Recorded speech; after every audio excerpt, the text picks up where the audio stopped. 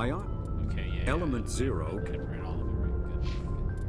Good. Oh, I didn't save my freaking points. God damn it.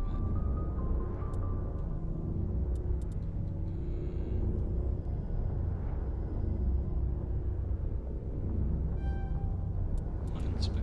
No. Wait.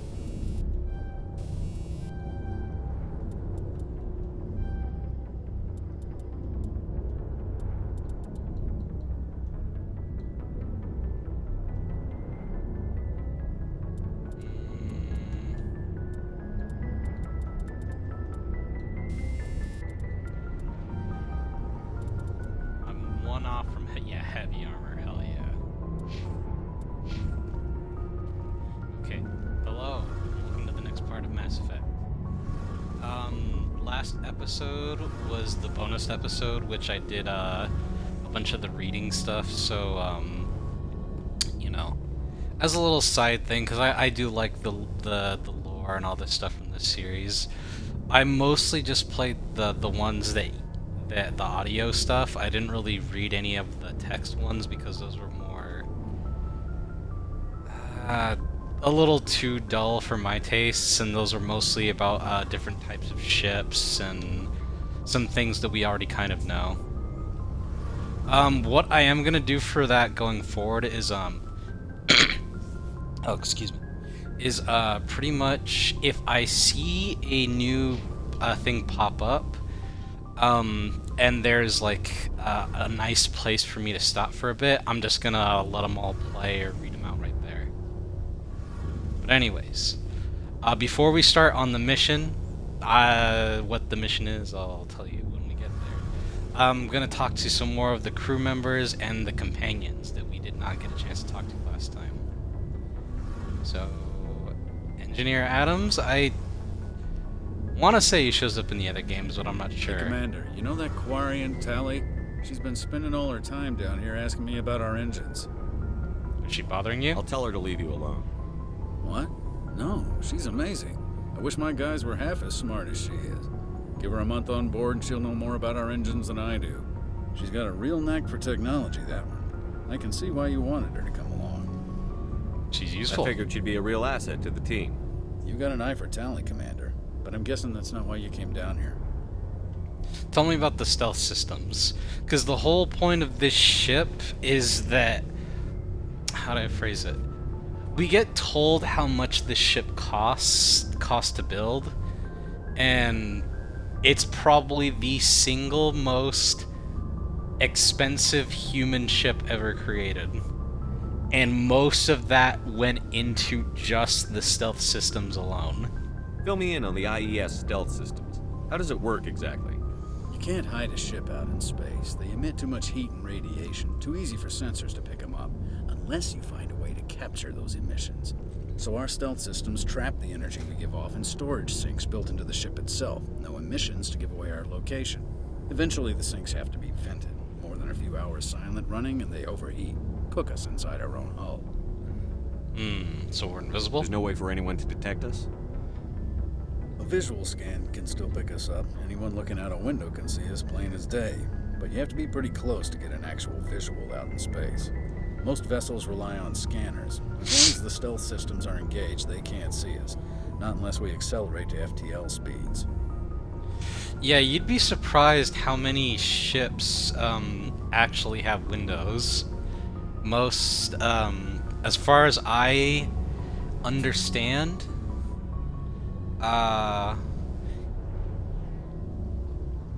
actual space, like space stations and spaceships, don't really have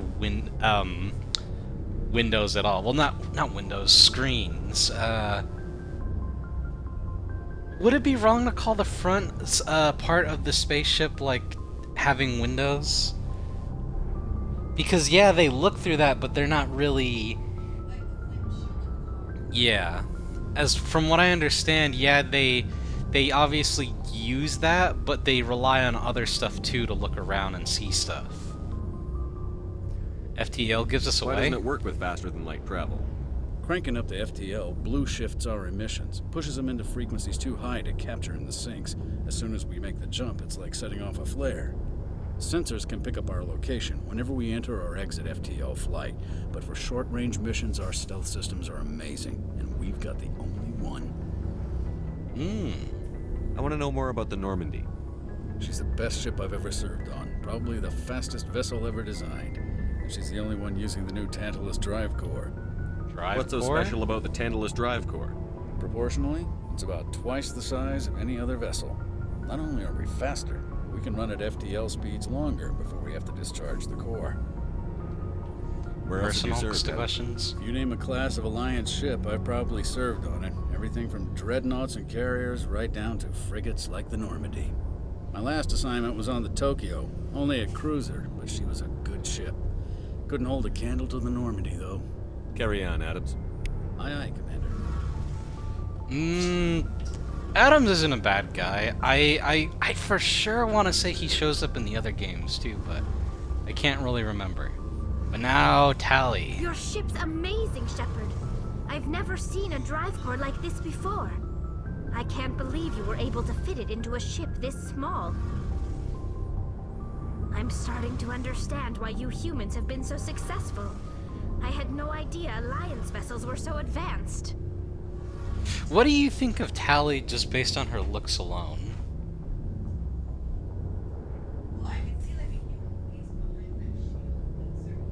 So, okay, I think I explained this when we first met her. So, if you can't romance her in this game, I'm gonna just say that now. You can only romance 2 people in this game in particular. Ashley, the soldier chick that we got, and one other character that I'm kind of being hush hush on.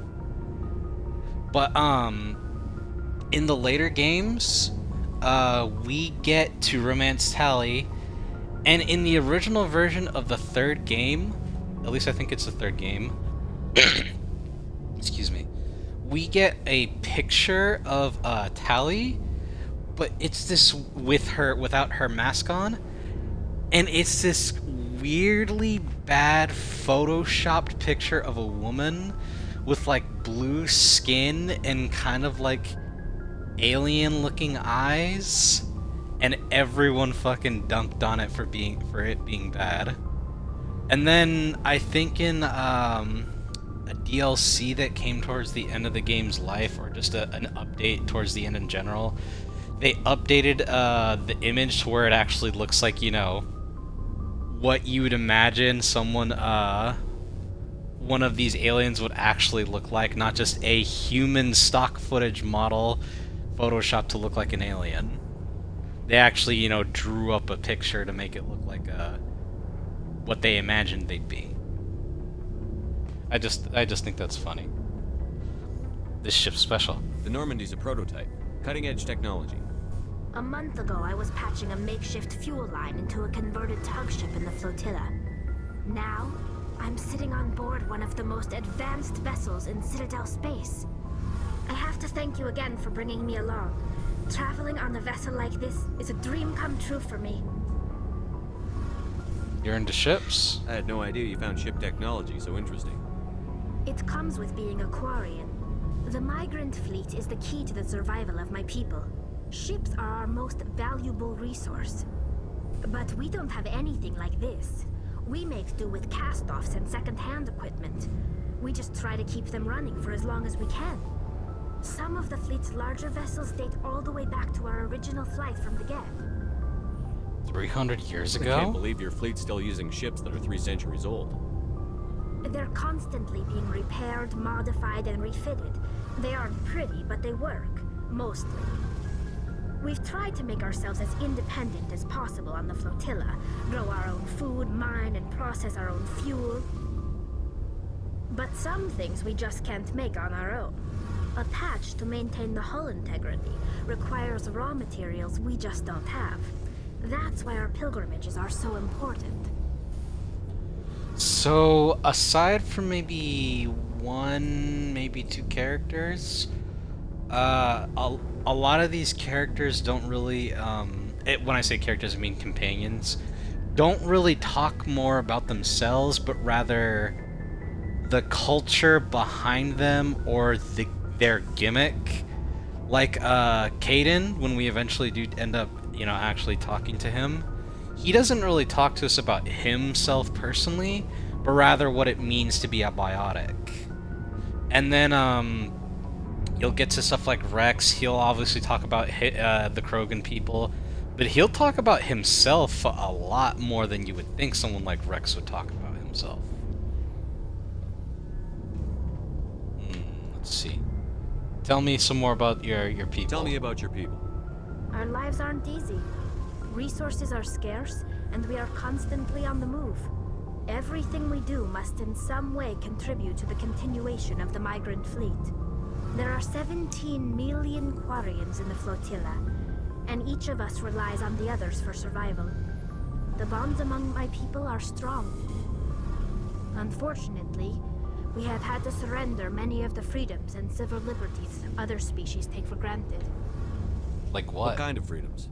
Well, it's illegal for parents to have more than one child. If our population grows too much, it would strain our resources to their breaking point. Of course, Just like we also China. can't allow our numbers to become too few. If our population is in decline, the rule against single births is temporarily repealed. In extreme cases of population decline, incentives are even offered to encourage multiple births, though the Conclave hasn't had to take such measures in nearly a century. So your people's species is on the rise. That's your Okay. government. The Conclave is our civilian branch of government. Each ship can elect a representative to serve on the Conclave and make decisions that affect the fleet as a whole. On matters that affect an individual ship, however, the captain has the final say. It's a tradition that dates back to the early days, when the fleet was governed by martial law. Fortunately, most captains nowadays are smart enough to have an elected council from their crew to give them advice and guidance. Democratic? So the ultimate power rests with elected officials. In practice, the Conclave and the respective council for each ship tend to set the rules that govern our daily lives. But in theory, we are still under military jurisdiction. The 5 top-ranking military officials in the fleet serve on the Admiralty Board. These 5 have the power to overrule any decision by the Conclave in case of emergency.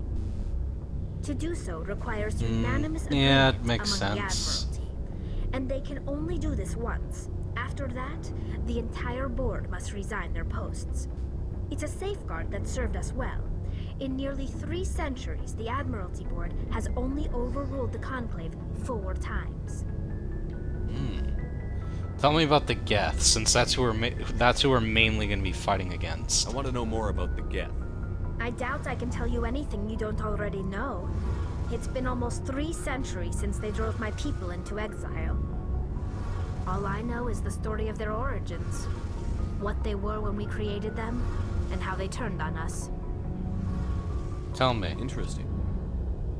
The Geth were originally created to serve as an automated manual labor force. Initially, their intelligence was as limited as any VI. Over time, we made small modifications to their programming to allow them to perform more varied and complex tasks, bringing them closer and closer to true AI status.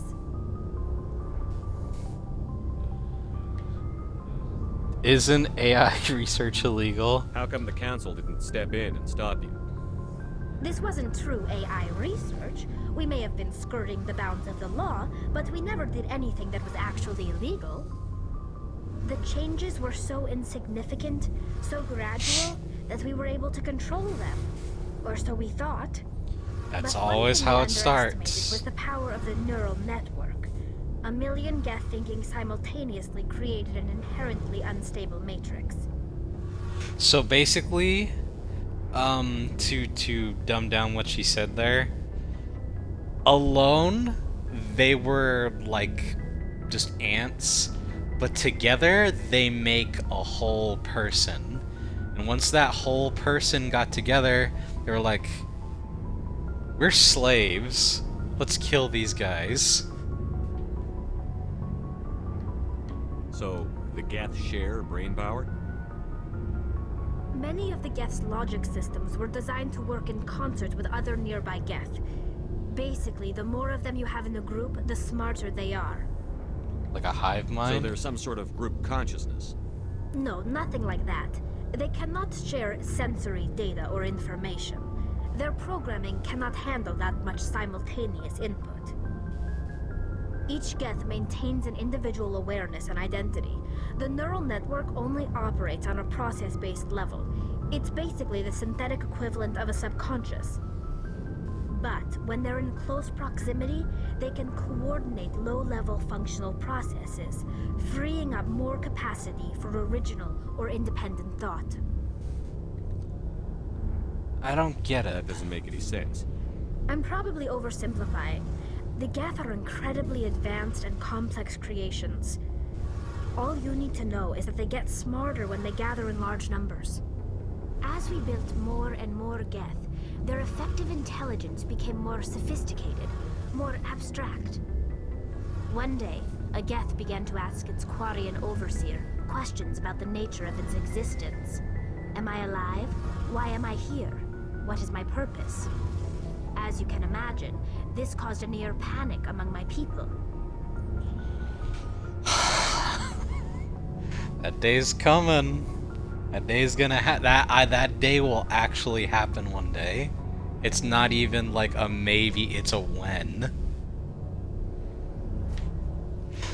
I don't see what's so bad about those questions. The Geth were created to engage in mundane, repetitive, or dangerous manual labor. That's fine for machines, but it won't satisfy a sentient being for long. The Geth were showing signs of rudimentary self-awareness and independent thought. If the Geth were intelligent, then we were essentially using them as slaves. You It was were. inevitable the newly sentient Geth would rebel against their situation. We knew they would rise up against us, so we acted first. A general order went out across all Quarian-controlled systems to permanently deactivate all Geth. The Geth responded to this order violently. Do you understood what she just said? I did. They were getting too smart, so they were trying to shut them down and made it not like that. They essentially created life and made the assumption that they were going to, like, overthrow them, so they decided, we're gonna purge all you, essentially genocide. And obviously, they were like, no, we don't like this, and fuck you for trying to kill us. You can't blame them for fighting for their survival. We had no other choice. The Geth were already on the verge of revolution. By acting quickly, we had a chance to end the war before it You began. did that based on an The hope was that assumption. most of the Geth would still be little more than machines, incapable of organized resistance. But they had progressed much further than anyone anticipated. The war was long and bloody. Millions upon millions of Quarians died at their hands. In the end, we were forced to flee our own homeworld. We feared the Geth would pursue us, but they never came beyond the Veil. Now we drift through space, exile searching for a way to reclaim what was once ours. It's hard to feel sorry for you. Your ancestors tried to wipe out another species. We made a mistake when we created the Geth in the first place, but we did not make a mistake when we went to war against them. I'm sorry, but I They would have can't wiped agree us with out. that. They're a synthetic life form. They have no use for organics. None. Why do you think they cut themselves off from the rest of the galaxy? Why do you think they've killed every organic being who's ever tried to contact them?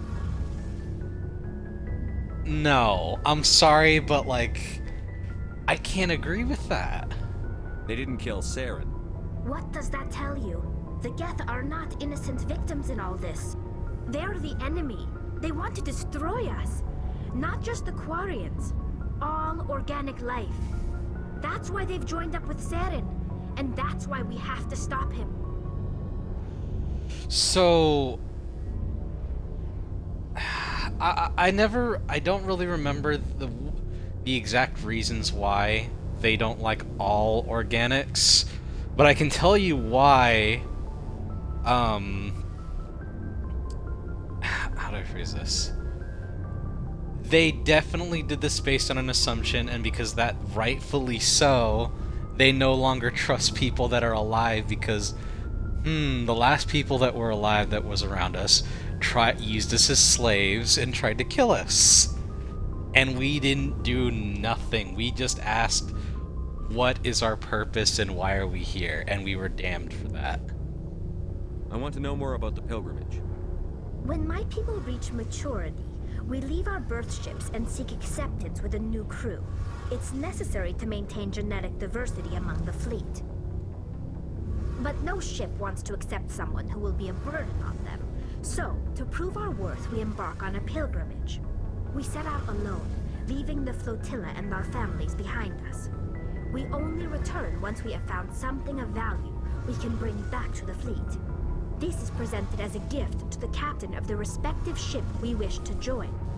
If the gift is accepted, we are welcomed into the crew. Do they always Can accept? a captain choose to reject the gift? That doesn't happen often. Most captains are eager to increase the size of their crew. It increases their own standing in our society. Even when the gift is not particularly valuable, the captain usually accepts it out of a sense of tradition. However, there is a stigma to presenting a substandard gift. It's not the best way to make a good impression on a new community. Most pilgrims don't return until they find something worthwhile. I can't believe they just send you off alone. It's not like they just cast us out. Before we leave, we are given lessons in how to survive outside the flotilla, and given gifts to help us on our journey. We also receive implants to fight off sickness and disease. Generations of living in an isolated and highly controlled environment have left our immune systems weaker than most. By the time we leave the fleet, we are well equipped for the pilgrimage. This is a rite of passage for all Quarians. If it were dangerous, our numbers would suffer. Virtually every pilgrimage ends with a triumphant return and the ritual presentation of the gift to one of the fleet's captains. I want to talk about something else. Like what? Nope, that's I it. should go. See you later. What do you think? So now that you can get a better look at her, what do you think of her suit? She has 3 toes. Like white birds and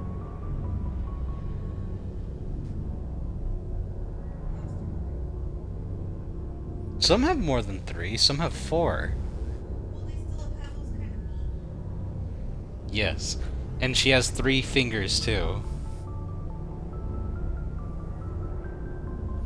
Oh, and I've noticed this. I think it's because it's supposed to mimic like a feminine style, but most of the females all have this hood on their head. I think it's to protect hair. Because the males don't have that.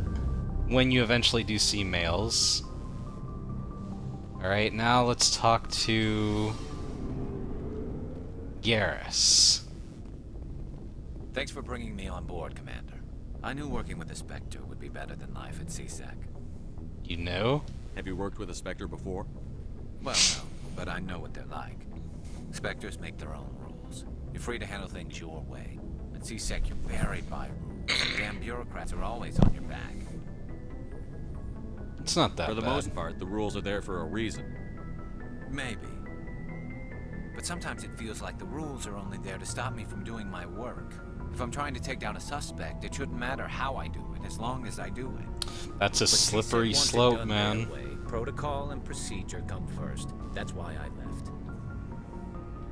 Yeah, that's a very I get what you're saying, dude, truly. I do. But like, yeah, the rules are there for a reason, and when you go over them too many times, bad shit tends to happen. So you just quit because you didn't like the way they do things? There's more to it than that. It didn't start out bad, but as I rose in ranks, I got saddled with more and more red tape. CSEC's handling of Saren was typical. I just couldn't take it anymore. I hate leaving. I mean, I wouldn't even say that was because of red tape. That was mostly because of his position. You legally can't do anything to him, because technically no one can except another Spectre. I hope you made the right choice. I'd hate for you to regret it later. Well, that's sort of why I teamed up with you. It's a chance for me to get off the Citadel, see how things are done outside CSEC. They're Either bird way, I people. plan to make the most of this. And without CSEC headquarters looking over my shoulder, well, maybe I can get the job done my way for a change. Well, look at his mouth. If getting the job done means endangering Well, he's a innocent people, lizard then bird. No. We get the job done right, not fast. Got it? I wasn't trying to. I understand, Commander. Cause look at his face. It's essentially like a it's pretty much a beak, but on the inside he has like sharp teeth.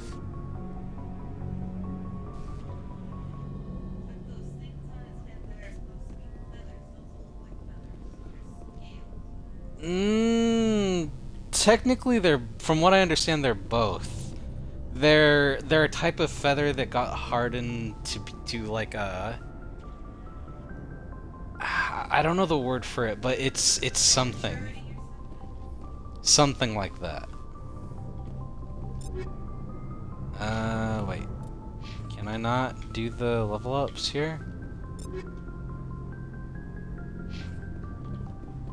I'll talk to Rex. Rex is probably the most interesting companion in this game. Nice ship you've got, Shepard. What can I do for you? What's your story, Rex? There's no story. Go ask the Quarian if you want stories. Come on. You Krogan live for centuries. Don't tell me you haven't had a few interesting adventures. Excuse me. Well, there was this one time the Turians almost wiped out our entire race. That was fun. Oh god, yeah. This is where we hear about the genophage. I heard about that. You know, they almost did the same to us. It's not the same.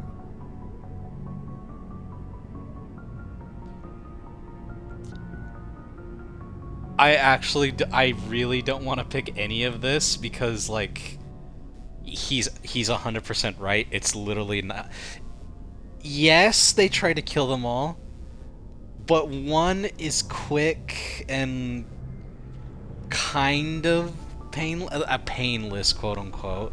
The other one isn't just quick; it's slow and for a lack of a better term, dehumanizing.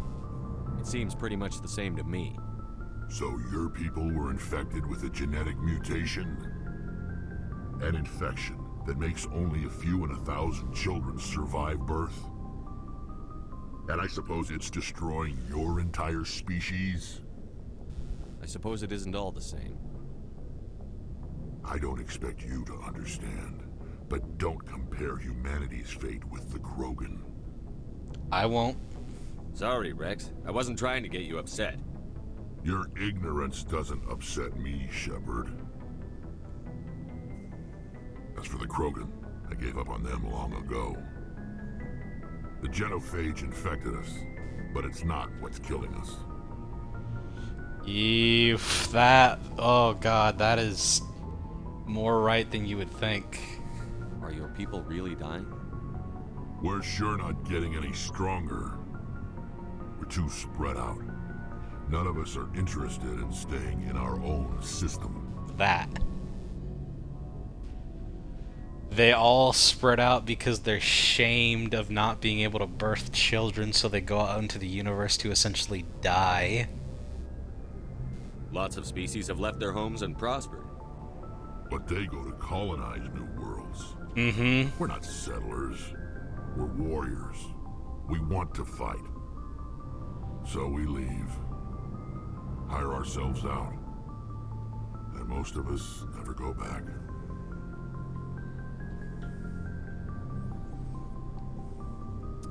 I think the thing that got to me the most was that experience is mostly for the males.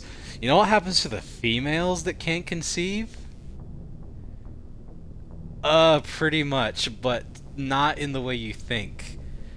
So their home planet is basically a nuclear hellscape because they bombed the shit out of it. And there are giant monsters everywhere. The females, basically, as a way of killing themselves, go out into the desert to be eaten for food because they feel like they failed their species and don't have any worth. What can you tell me about the genophage? Ask the Solarians if you want details. They made it. All I know, it makes breeding nearly impossible. Thousands die in stillbirth, and most never get that far. Every Krogan is infected, every one. And no one's rushing to find a cure. Why don't the Krogan try to find a cure?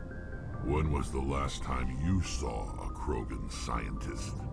Yeah. Ask a Krogan. Would he rather find a cure for the genophage or fight for credits? He'll choose fighting every time. It's just who we are, Shepard. I can't change that. Nobody can. Rex is very sullen, as you can see, and it's hard not to understand why he is the way he is. How do I phrase this? He's not wrong to give up on his people. He basically sees them as just waiting to die out, so he's just basically doing what they're all doing. But the difference between him and the others is he knows why, outside of just the genophage, they're all dying out and not getting better. So long, Rex. Shepard. Rex is probably one of my favorite companions. Commander? How we What's doing? your opinion on the last mission? Kinda wish you'd got there sooner, Commander. No offense, I appreciate the rescue. I just wish... That we saved your I unit? wish we'd been able to save the rest of your unit. Yes, sir. If I had been more alert, we wouldn't have been cut down by an ambush. There was nothing you could have done. The Geth are perfect ambushers. They don't move, they don't make noise, they don't even breathe. Sir, they have flashlight heads. I'll make sure it doesn't happen again. I mean, she's not wrong. Do you have a few minutes to talk one-on-one? I'm sorry, Commander. I need to get my duty squared away. I wouldn't mind talking more later, though. Dismissed, Chief. Sir. Okay, think that's everyone. Let me check the other side. I think this is just the other way into the engineering. Yeah. And that's our requisite, basically our merchant, but we don't need to talk to him. I might check on Joker to see what he has to say. And then we'll go on the mission. Because I think I talked to Kaidan and he said nothing last time I talked to him. Anything you need, Commander? What's your opinion on the last mission? I don't see how we could have done things any better. At least not without getting to Eden Prime sooner. And we were on the scene faster than any other Alliance ship could have been. Just trying to get a sense of where the crew's at. Thoughts? I've wasted enough of your time for now, Commander. Yeah, We'll not Kaidan. We'll talk another time, Lieutenant. Commander? A lot of people consider, in this game at least, Kaidan to be the most boring companion because he doesn't really say much about himself, at least not compared to the others. He says a lot of world building stuff, like, you know, talking about biotics and stuff, but him personally, not really that much is said about him.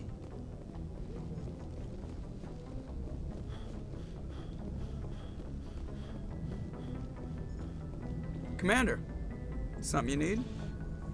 Joker is probably top 5 favorite characters in this. He's... the best way to describe him is he's Han Solo without the,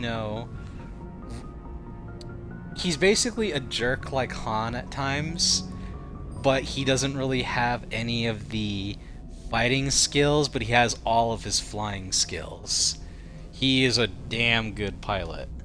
How's the Normandy performing? Is she everything they said she'd be? She's the best ship in the fleet, if you've got a pilot who knows how to handle her. Balance isn't what you'd expect. Takes a while to get used to that oversized drive core we got stuffed in the back, and her power can sneak up on you if you're not careful. The Normandy's probably too much ship for your average Alliance pilot, Commander. Lucky for you, I'm anything but average. Oh, and if you haven't already heard, he's voiced by Seth Green. We established this on the first stream. Did we? Yes. I recognized his voice right away. Can you remember him from anything other than... Because obviously Family Guy, everyone knows he's fucking from Family Guy. Robot Chicken, well, that's his show. He was in Scooby-Doo 2. Yes. The Austin Powers movies. He was Dr. Evil's son. Yeah.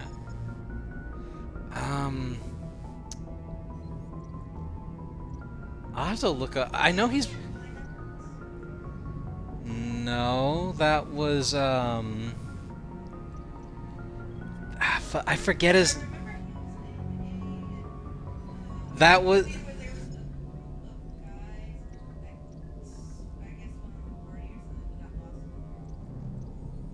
In a jungle? I haven't... That doesn't really sound familiar. You're gonna have to look that up. I have no idea what you're talking about. I'm trying to think. Party movie where they get lost in the forest or a jungle. Like, it sounds so generic. I could believe he's done a movie like that. I want to talk to you, I like to know Joker. my crew. Mind if I ask you a few questions? I can see where this is going. You did a background check on me, didn't you? Well, I'll tell you the same thing I told the captain. You want me as your pilot. I'm not good. I'm not even great. I am the best damn helmsman in the Alliance fleet. Top of my class in flight school, I earned that. All those commendations in my file, I earned every single one. Those weren't given to me as charity for my disease. What disease? Oh, so this is what we learn about what he has. I thought he had cerebral palsy because he walks funny, but apparently not. It's something else. What are you talking about? Are you sick? You mean you didn't know? Oh, crap. Okay, I've got Vrolik syndrome, brittle bone disease. The bones in my legs never develop properly. They're basically hollow, too much force and they'll shatter. Even with crutches and my leg braces, it's hard to get around. One wrong step and crack! It's very dramatic. But I've learned to manage my condition, Commander. Put the Normandy in my hands and I'll make her dance for you. Just don't ask me to get up and dance unless, you like the sound of snapping shin bones. So he literally has glass bones. Yes, that's do what you need to do. Have you heard of anyone actually having that? Glass bones?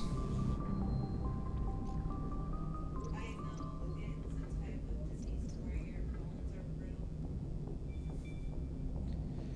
Because I always saw... I have not met anybody like that, but I have heard of it. I've always thought it was like a made-up TV disease, but I've seen... Oh, like AIDS? Yes, because of SpongeBob, that's where I first learned of it. Like a certain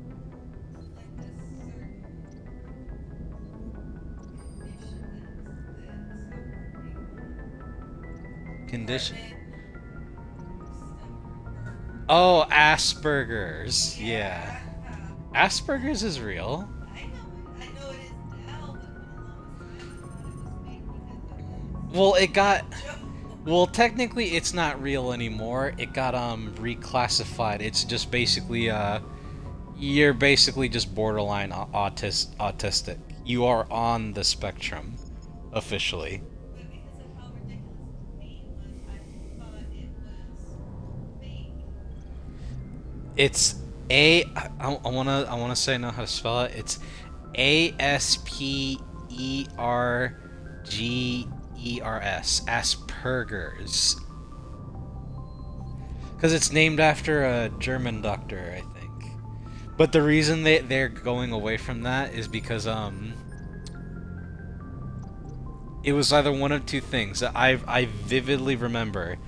It was either A, because he was a Nazi, or B, he was a pedophile. You'd be surprised how many diseases got changed because one of the doctors had one of those two problems. It's actually scary to think about that. But anyways, so how did you want me to wait for the answers, or should I just keep going?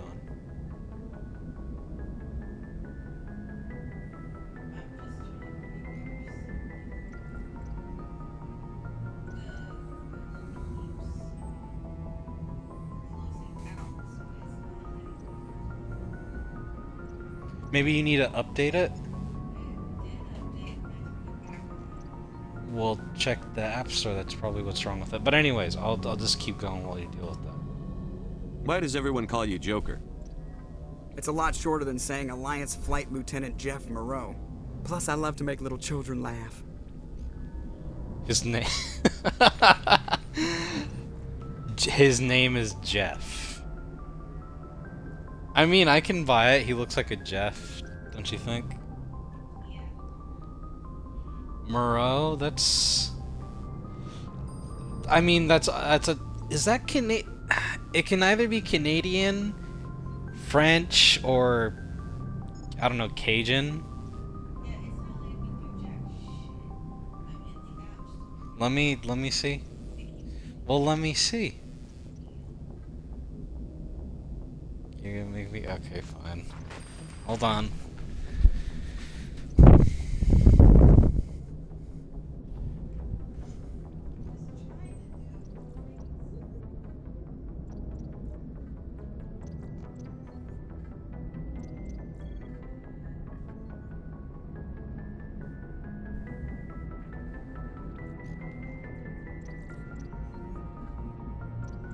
What are you talking about? I got into the app right here. This is Google.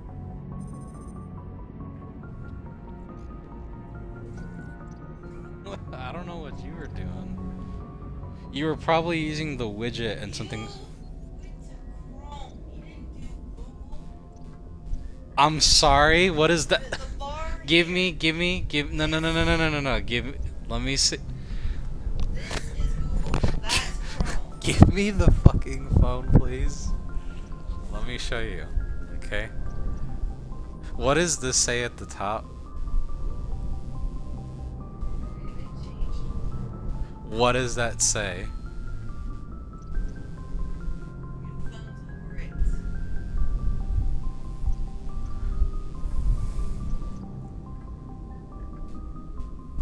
It's because of some it goes to some weird thing because Google likes to do some weird appreciation for a person or day of note every so often. But that is Google. You're just using the widget, not the app, and not the actual, you know, browser. Yeah, Chrome is pretty much just Google.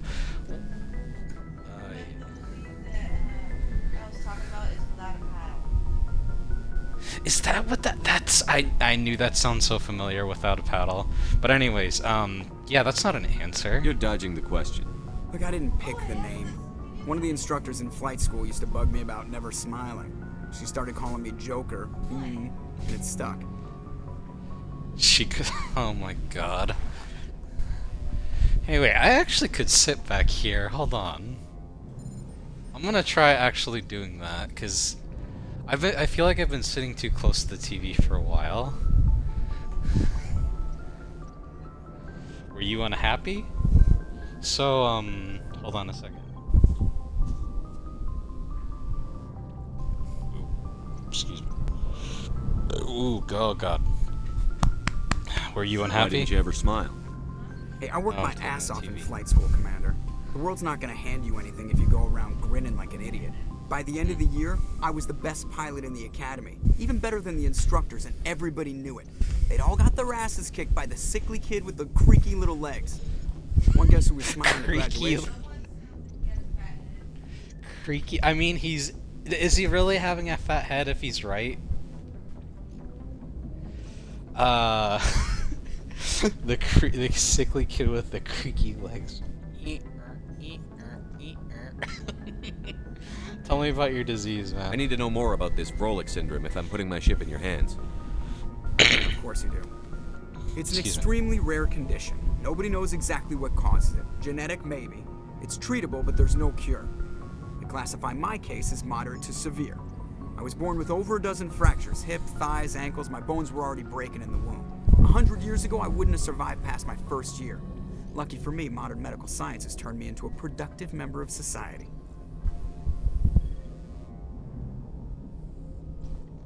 How do you do your job? You're not gonna break a bone trying to fly the ship, are you? I don't fly with my feet, Commander, so I'm fine as long as I'm in this chair. I gotta be real careful when I get up to take a piss, though. I can do my job as well as anyone on the ship. Better, actually. So don't worry about it. He is very defensive, but I get why. I'm not trying to make you uncomfortable. Let's talk about something else. Whatever you want, Commander. Excuse me. How's the Normandy performing? Is she everything they said she'd be? She's the best ship in the fleet. If you've got a pilot who knows how to handle her. Balance isn't what you'd expect. Takes a while to get used to that oversized drive core we got stuffed in the back, and her power can sneak up on you if you're not careful. The Normandy's probably too much ship for your average Alliance pilot, Commander. Lucky for you, I'm anything but average.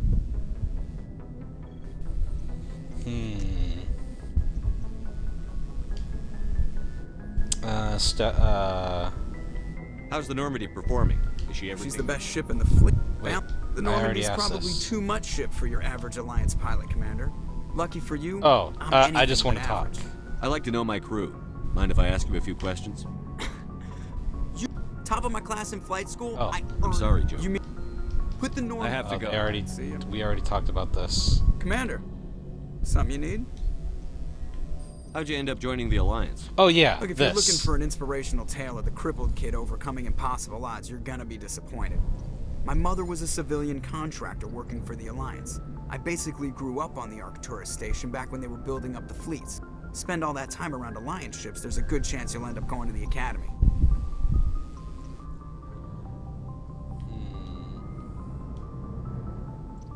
I have to go. Okay. Alright, see ya.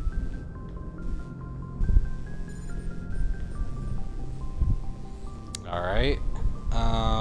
Let's see.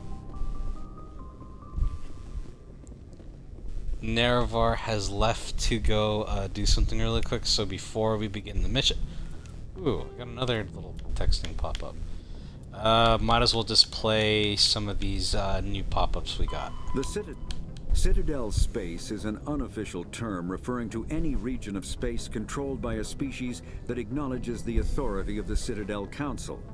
At first glance, it appears this territory encompasses most of the galaxy.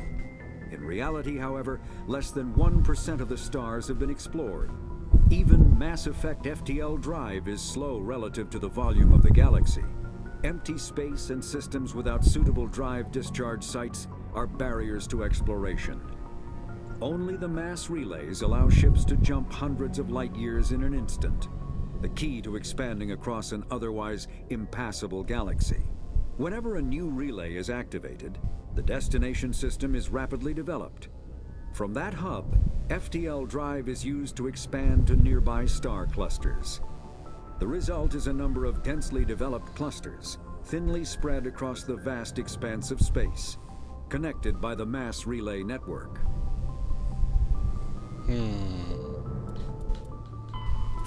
Larger warships are generally classified in one of four weights. Frigates are small, fast ships used for scouting and screening of larger vessels. Frigates often operate in wolf-pack flotillas. Cruisers are middleweight combatants, faster than dreadnoughts and more heavily armed than frigates. Cruisers are the standard patrol unit and often lead frigate flotillas. Dreadnoughts are kilometer-long capital ships mounting heavy, long-range firepower. They are only deployed for the most vital missions. Carriers are dreadnought-sized vessels that also carry large numbers of fighters. Smaller vessels are almost exclusively used in a support role to the warships during combat. Fighters are one-man craft used to perform close-range attacks on enemy ships. Interceptors are one-man craft optimized for destroying opposing fighters.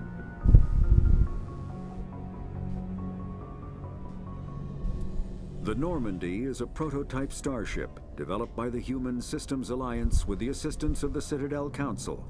It is optimized for scouting and reconnaissance missions in unstable regions using state-of-the-art stealth technology.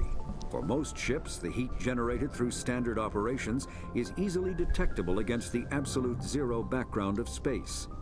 The Normandy, however, is able to temporarily sink this heat within the hull.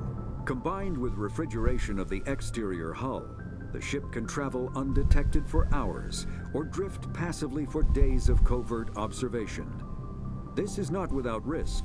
The stored heat must eventually be radiated, or it will build to levels capable of cooking the crew alive. Another component of the stealth system is the Normandy's revolutionary Tantalus drive, a Mass Effect core twice the standard size. The Tantalus drive generates mass concentrations that the Normandy falls into, allowing it to move without the use of heat-emitting Bionics, an artificial intelligence. I don't need to tell you what an AI is. I'm pretty sure most of you know what AI is. Just like BI, it's very self-explanatory. Ooh, okay, some of these I might actually go into later on. Like, I'll probably read these later on. These ones are interesting.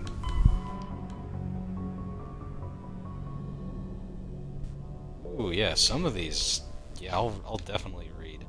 I might read one or two of them at the end of the stream. So,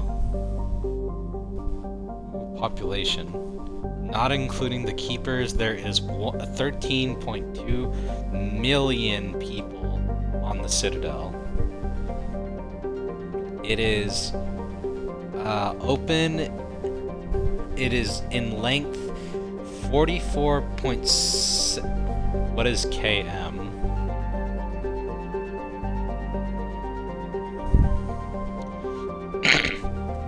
Excuse me.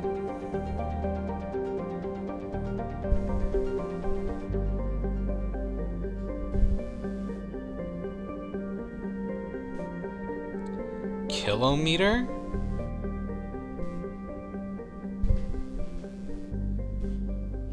It's smaller than it is.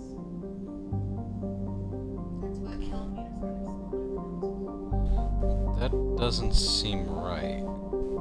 Because it says that if that were true, the Citadel is only 27 miles long. That doesn't seem right.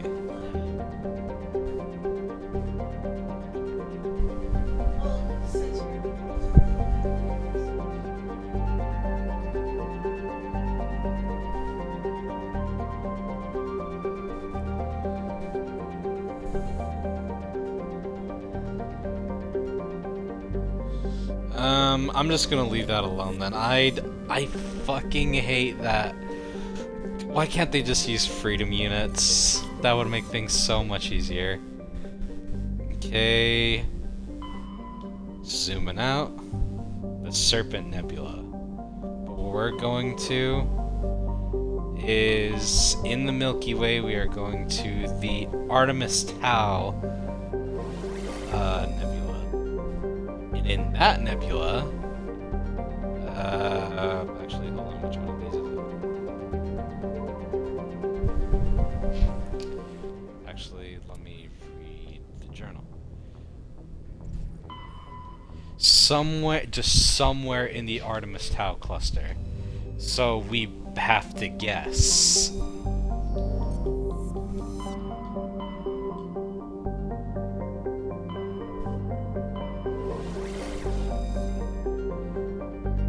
We're going to the Sparta system. Undocking.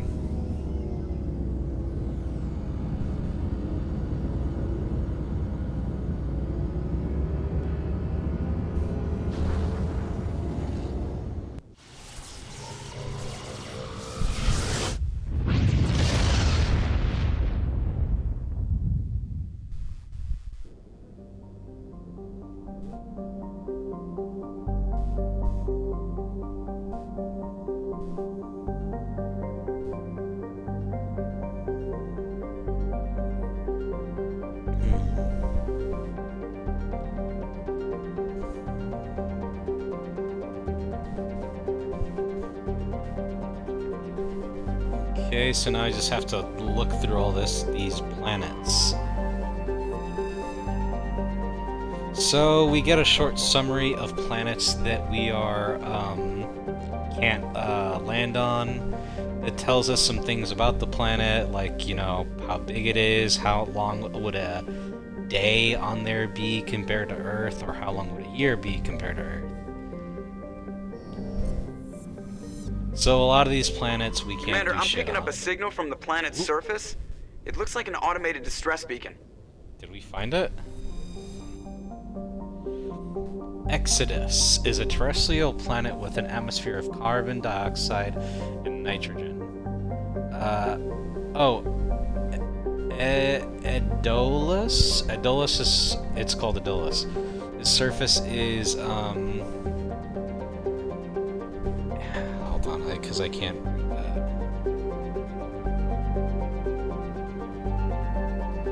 Because I'm being blocked by my little thing. Is covered by wide deserts and silicate sand, with only a few areas of igneous rock highlands to break the abrasive, dust-choked wind. Adolus's orbit is congested with debris thrown inwards by the gravity of the gas giant Ontamalka.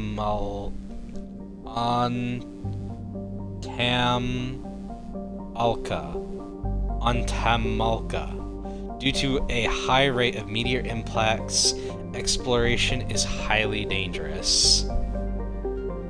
Huh. For a single year to pass on this planet would be 2.7 years on Earth. And it, instead of 24 hours, it has 50-hour days. So, let's see. We'll take Garrus and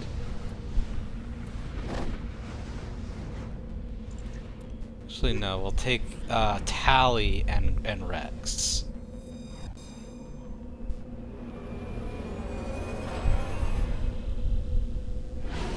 Okay, I'll know if this is the right planet depending on what our atmosphere is like.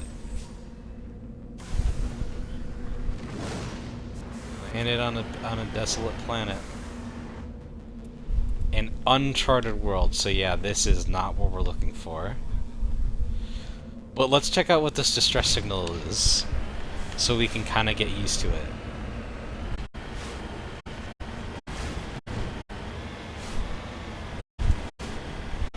You can still hear everything fine, right?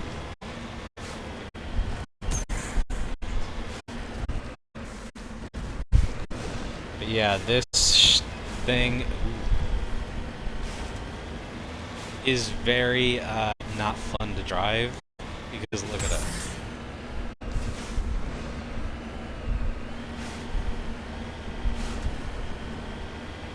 Distress signal. Oh! Pressure mob. So those are the things that attack Shepard's squad.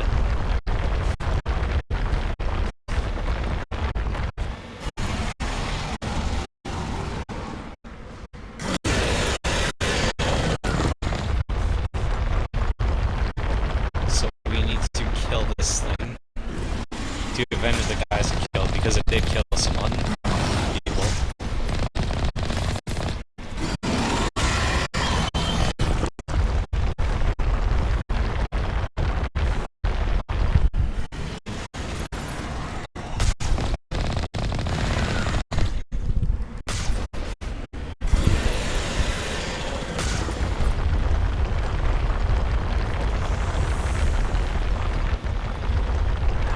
wasting hella Omni Gel to do some repairs.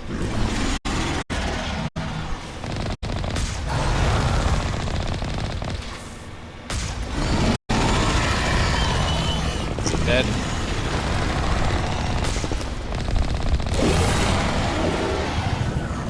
Yep. Dead.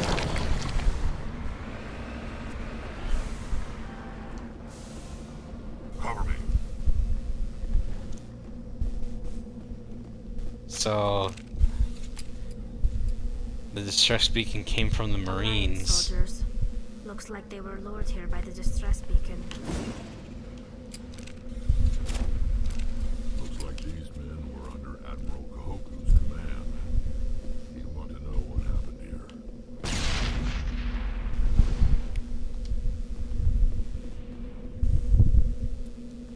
Oh wait, no, hold on.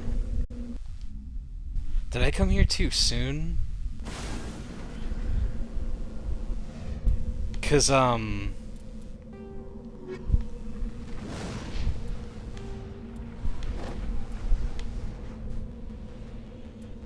shit, hold on.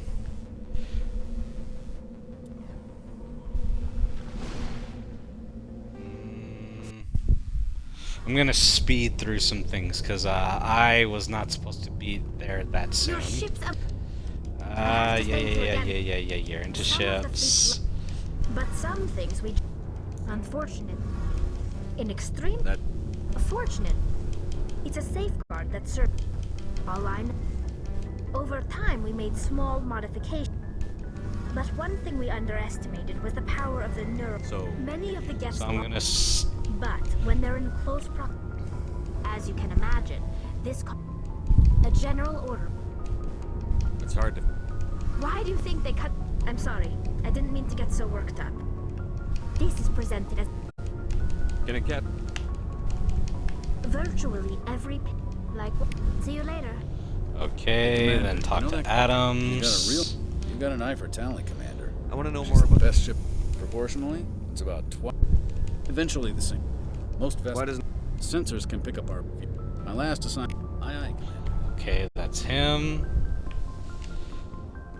Now I just need to talk to just these three, and then I can go back up, talk to Joker, and then go on Thanks with for the bringing- mission. I knew working with this C-Sec, but C-Sec wants it done. C-Sec's hand, and without C-Sec, I think that little accident there is gonna teach me to save Nice Ogden. ship, you. What can I do? What's- Go ask the quarry. Well, there was. It's not us. And I suppose it. I don't expect you to understand. Sorry, Rex. The genophage infected us, Lots. so we leave. It's just who we. Shepard. What's your? No offense. If I had been more alert, I'll make sure it doesn't happen. Okay, now just talk to Joker, and that's it.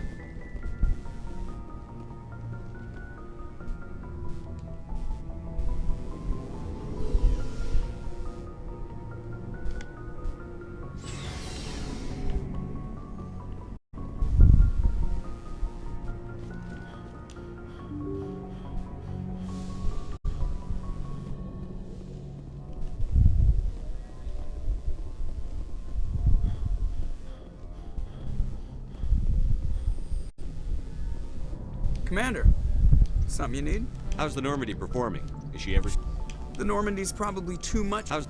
The Normandy's probably top of my class in flight school. I earned that. Put the Normandy in my hand. Why does everyone call you? You're dodging the Look, I question. didn't pick. They'd all got their asses kicked by the sick. I need. 100 years ago, I wouldn't have survived.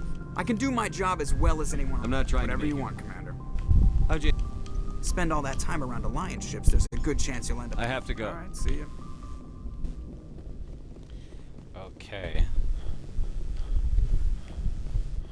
Now let us continue with the game, because I want to do. I want to at least recruit the next companion before the episode ends. It's been an hour and I have not done any combat.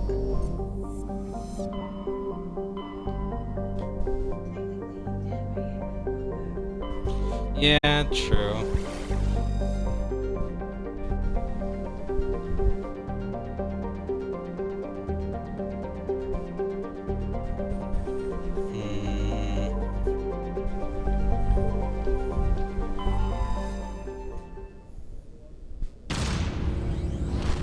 Okay, so it says this will be the planet we need to go to.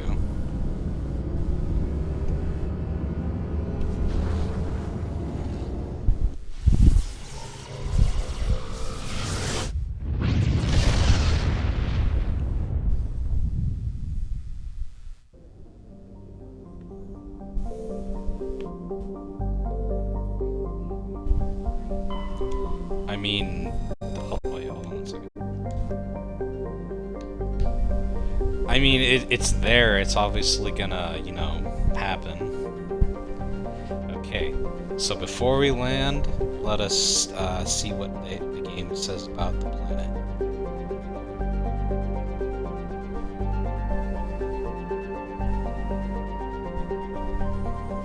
Okay.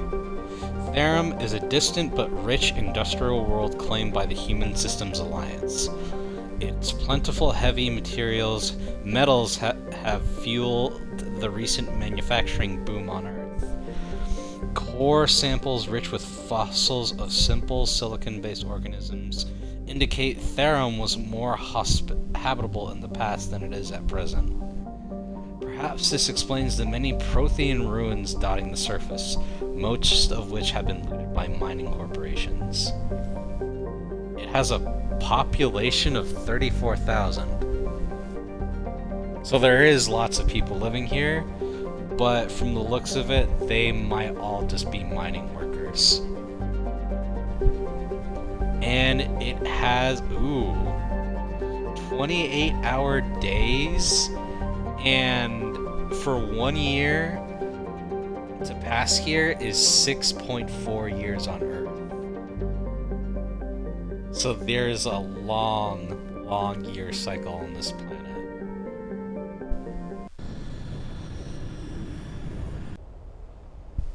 Okay, let's see. I'm still going with Rex and Tally.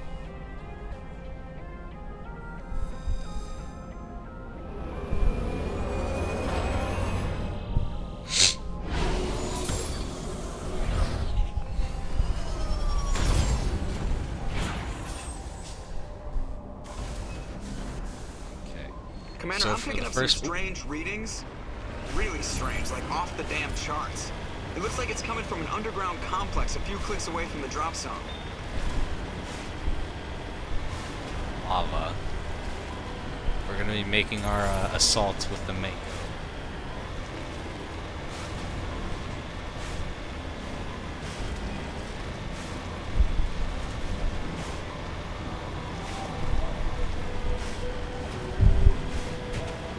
Like, see, I'm not doing nothing. I'm just going in a straight line. It's bouncing and jumping all fucking crazy like. Can you imagine actually being in this thing while it's driving around like this?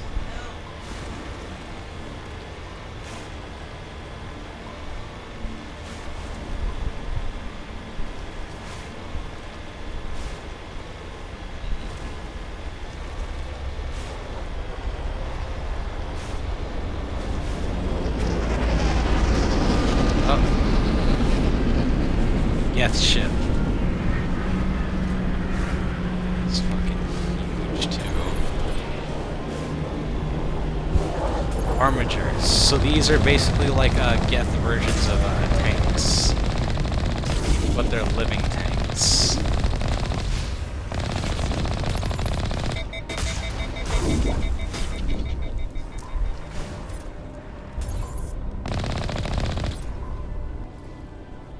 I want to do something really quick, because where is it?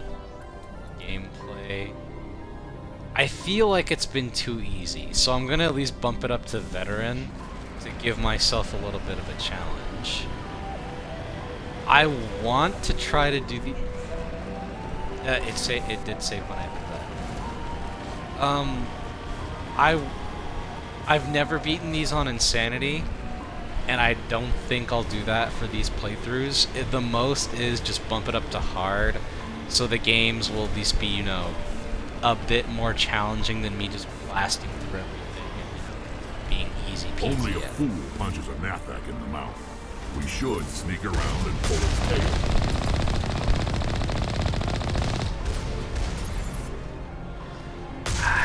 Turret towers.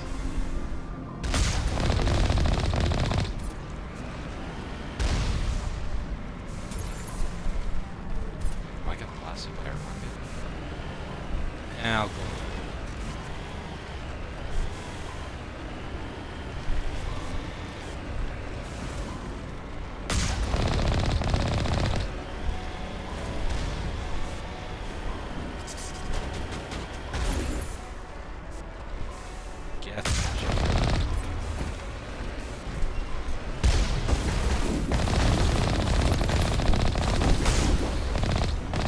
And if you can avoid fighting by doing it in a vehicle, I mean, obviously go that route because, you know, it's not really,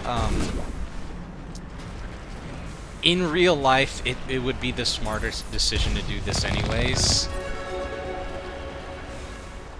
Because this thing can take blasts from rocket launchers. A person can't. Heading to position. The rest of them are hiding inside of the buildings.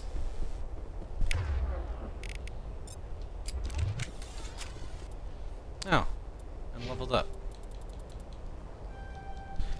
Ah, god damn it! I didn't fucking. I did not do the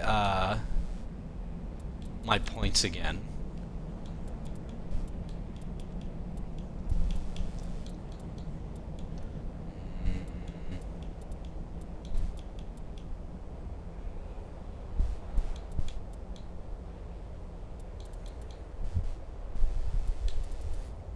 What's that ability? Unity, that's the one I need. Okay, so now whenever a teammate dies, I'll be able to revive them. Ooh, Rex doesn't have anything. That I need to change quick. Warp.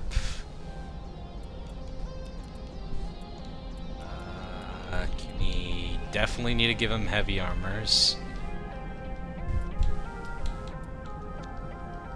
And I definitely want to give him stasis, because stasis is, can get busted in this game. Biotics in general are just overpowered in this game too. So let me give him some, like, gun powers first.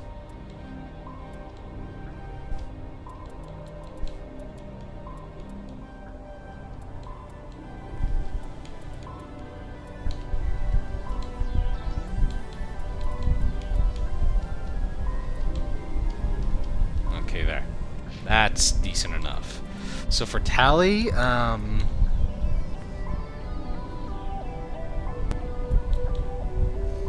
we're gonna give her encryption. This is gonna be the skill that lets us hack into doors and certain machines.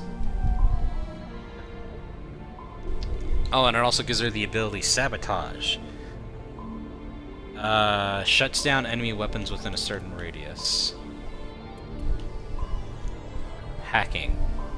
Increases tech explosive damage. So now I'll be able to go into...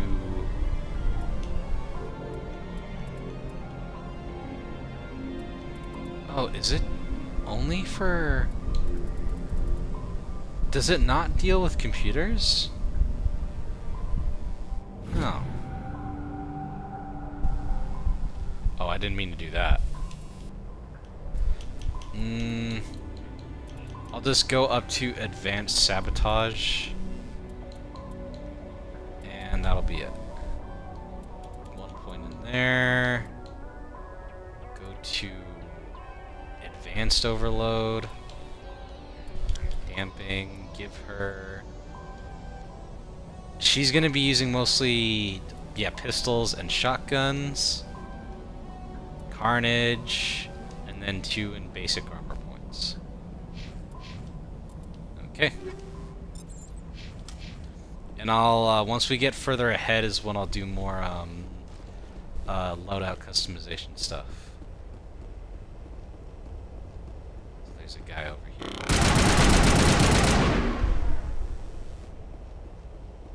There, decryption.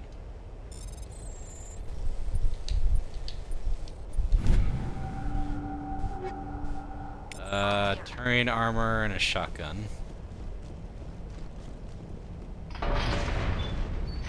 Gate.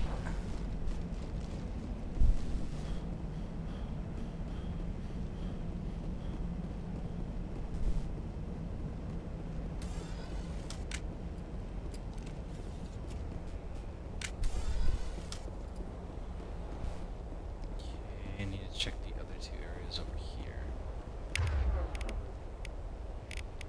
Okay, good. They're both using their shotguns too.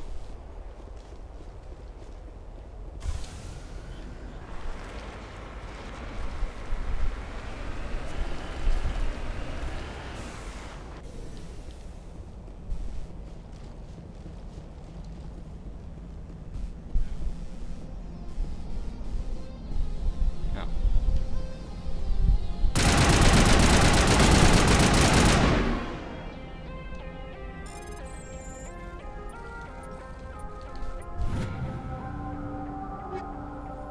Shotgun and a sniper rifle.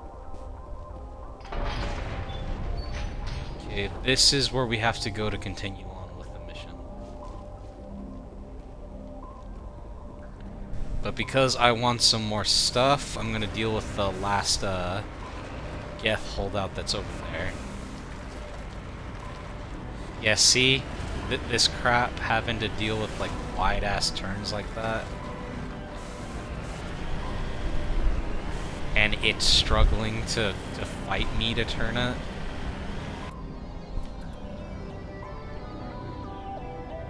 Yes.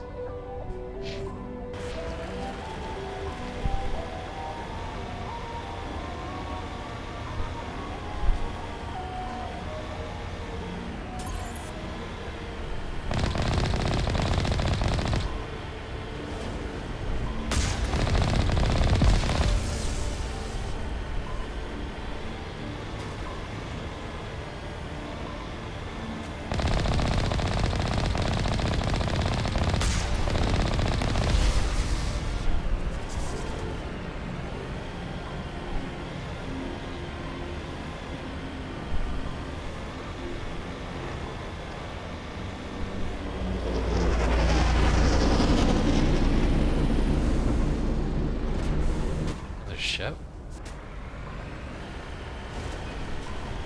I heard it, but I didn't see it.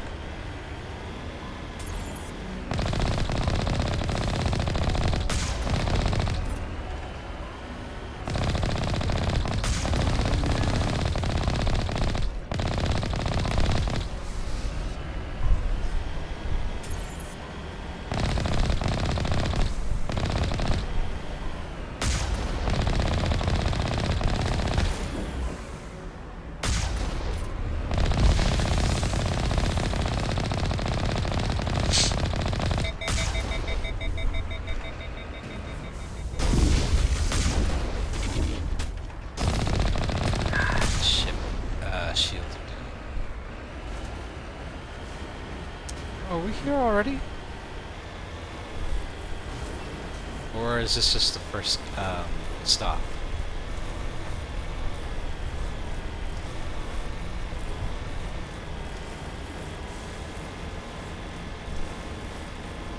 Because I remember there was more to this.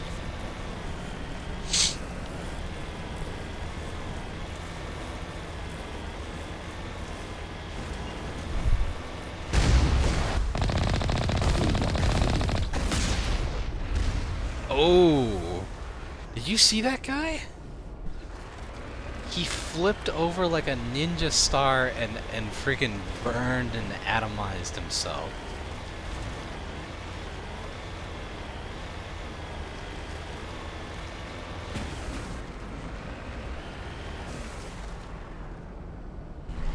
Parking.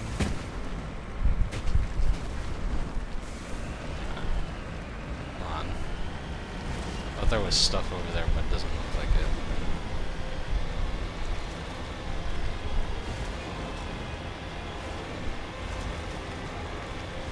Alright, that looks like our second stop.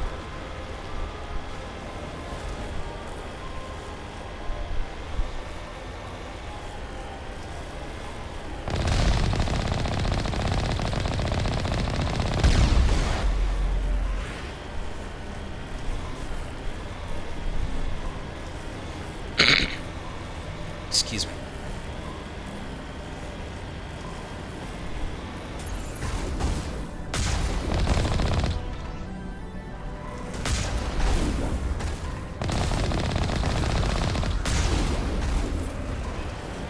Let me see, can I get him? Yep, there he goes.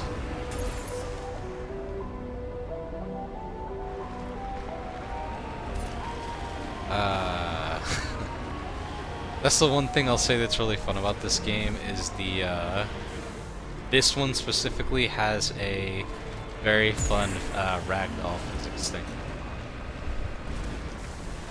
Okay. So we're usually, stopped right here and we have to go on foot, but there's a method you can go, to go past it in the ship.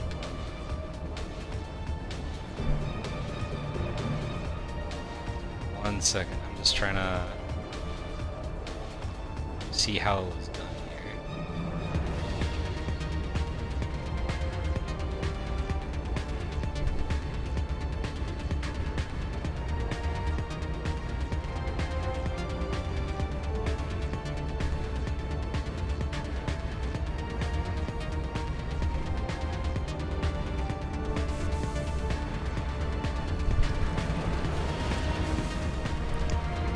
So you have to force it through.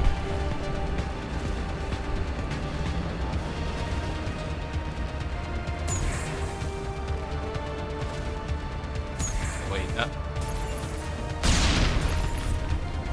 Oh crap, don't tell me it's actually stuck. Ah, god damn it. Okay, how far back is it sending me?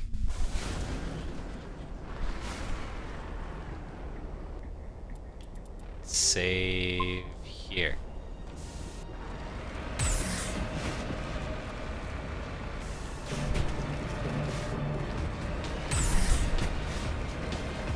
Okay, okay, go through.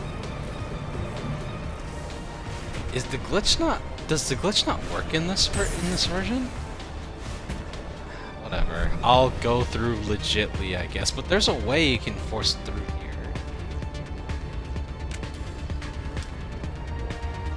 Alright, let's put these skills to work.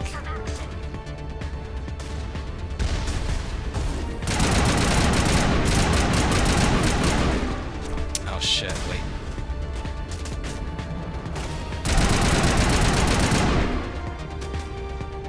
Come on.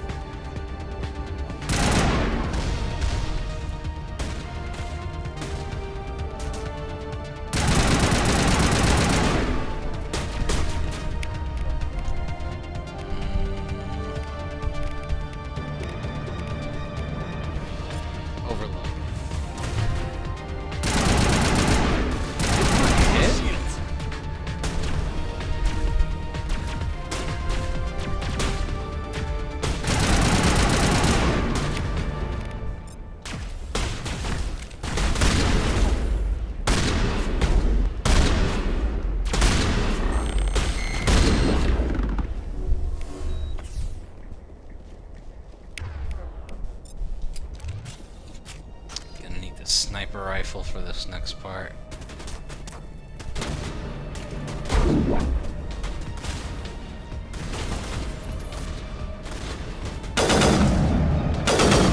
Oh, what? Ew, it's one of these sniper rifles.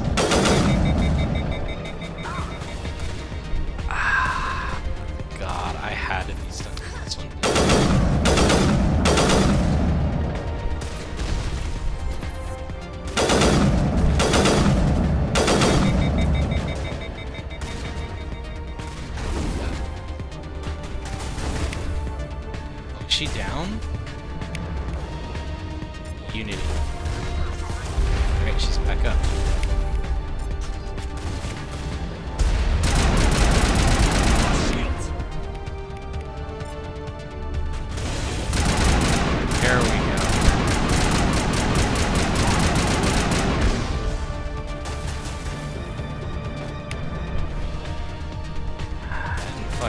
He's on. Wait. Adrenaline rush. And now Unity.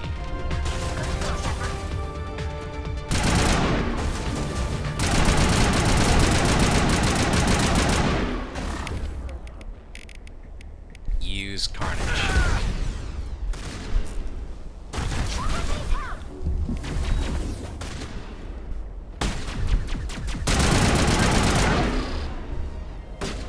Sniper.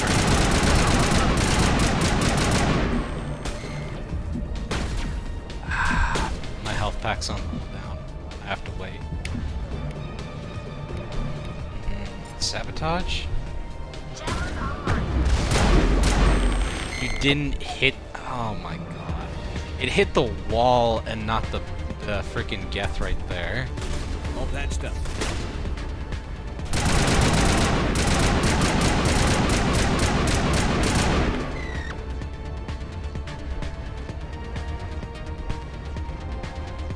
Okay, we should be getting closer. Oh!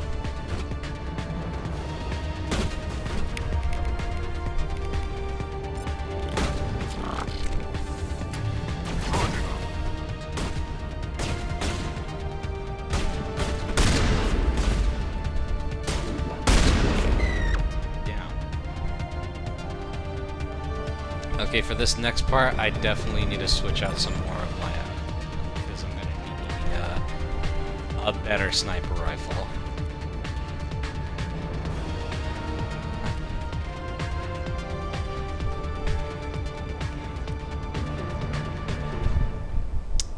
I'll try the Reaper out.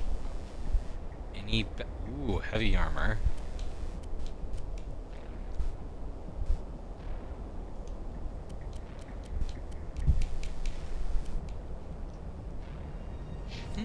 Not bad. All black.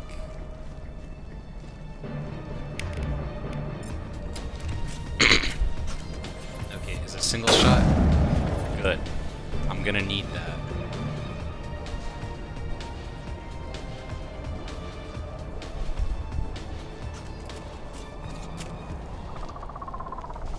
A new enemy type.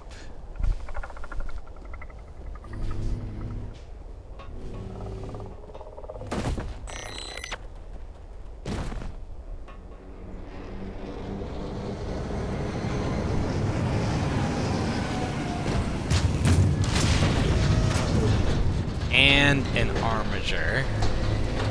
So instead of taking it down with the dang tank, we gotta take it out with just our guns. Oh, they got talent? Ooh.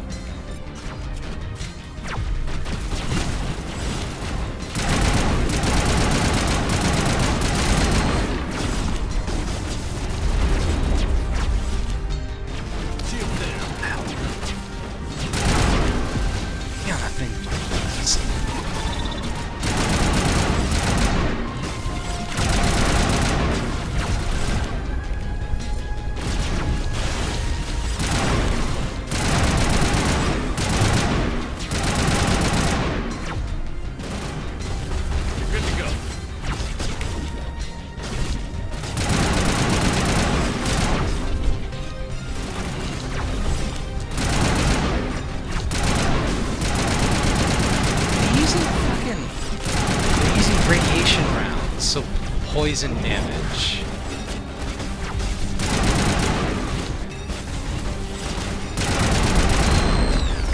One.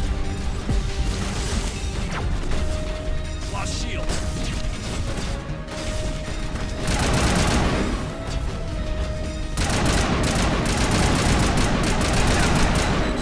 That's two.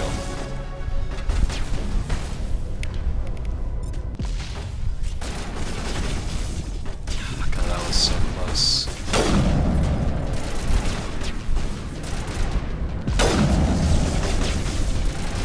Did not kill it. There's a sniper, but I took him down.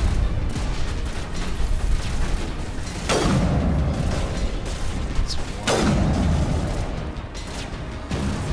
Cover.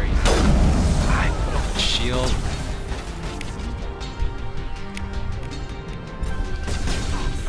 through. Mid-angel deployed. This is a challenge.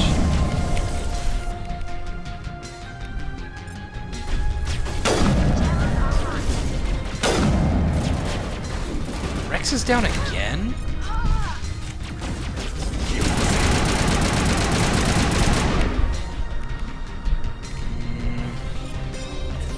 Shield boost. Adrenaline rush. Medijump.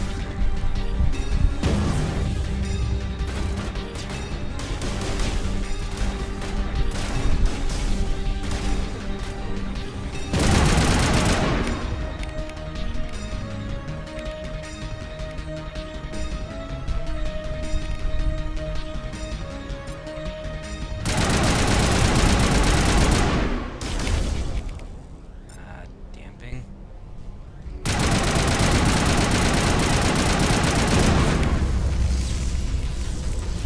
Sabotage glove work on it.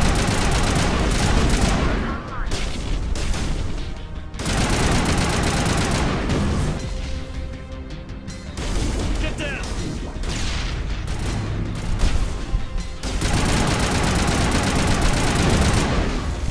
Ooh. Yeah, I need to equip some stuff. I do like the challenge a whole lot, though. I'll say that. I'm liking this. It may not be that fun to watch, but I'm having fun.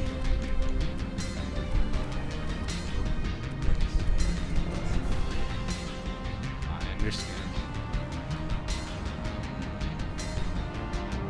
Adventure.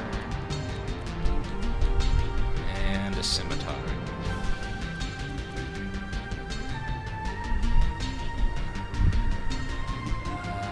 Hurricane, since it is an upgrade, and an edge. So that's the only two things she uses. They don't have any other things they can use.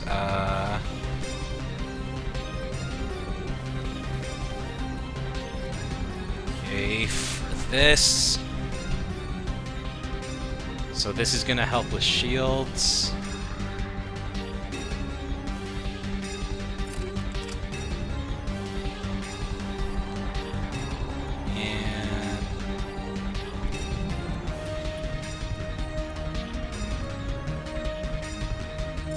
More accuracy.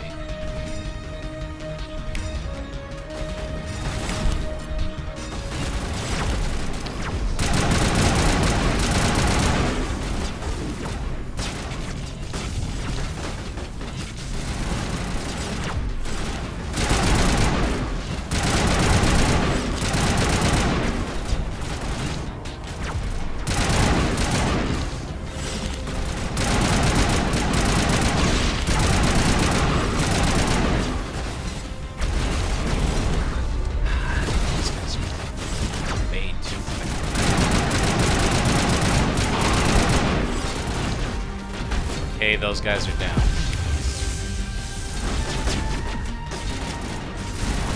Damn snake that's unfair.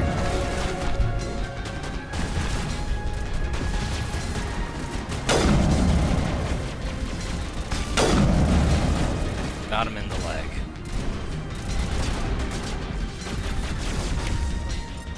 Oh, they're moving up.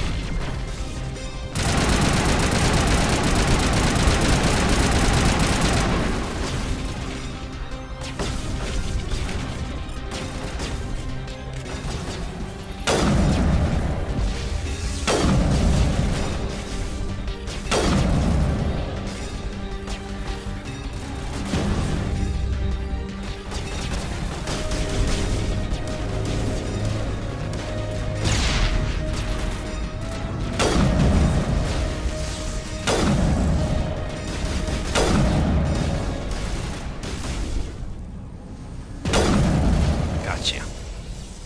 3 more enemies. And Rex is down.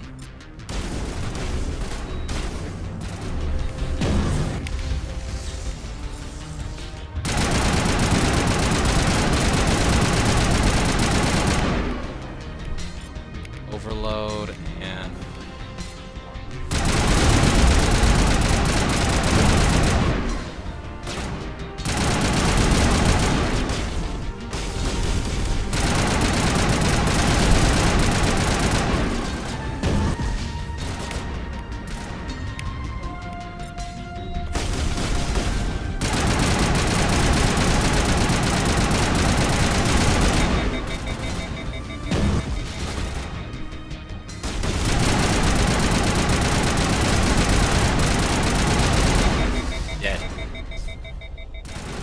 okay.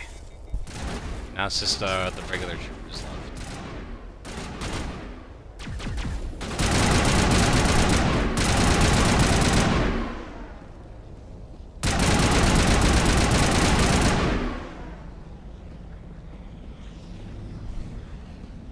Alright, we made it.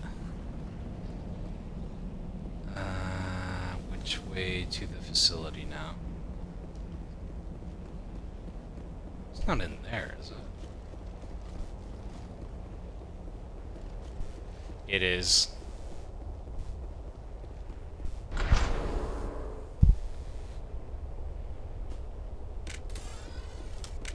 Oh, that is a long tunnel.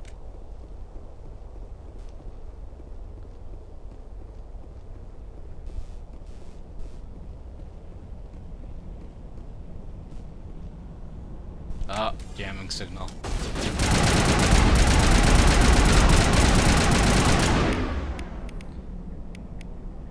Why isn't it giving?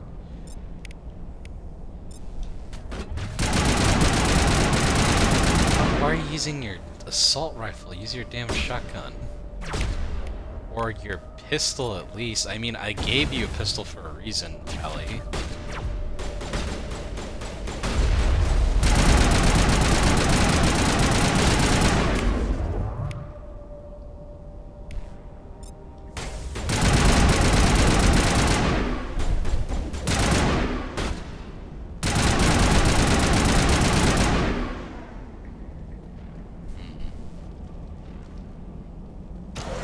Elevator. It looks like this cavern formed around the ruin, after it was built.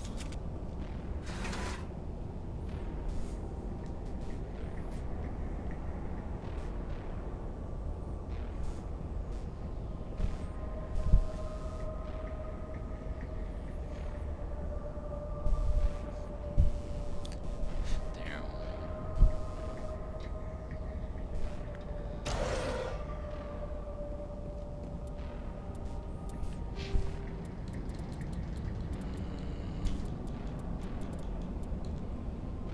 Advanced Unity. That does sound nice. I'll put one more point in Inspector Training and one in a Soldier. Unlock fitness, and there.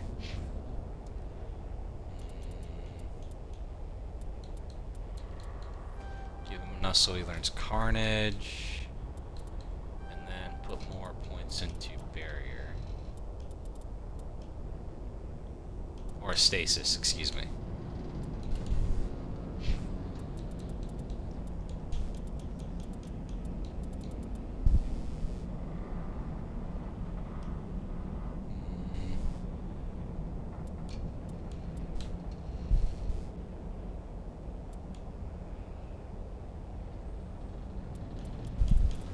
Overload does sound good.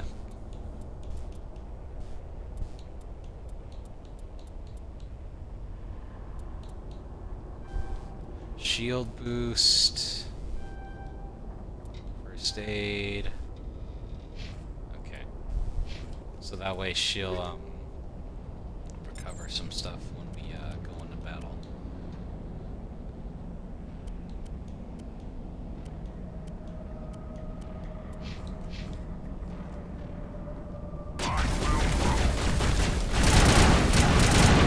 Oh shit. Blasted through my damn shields. Oh!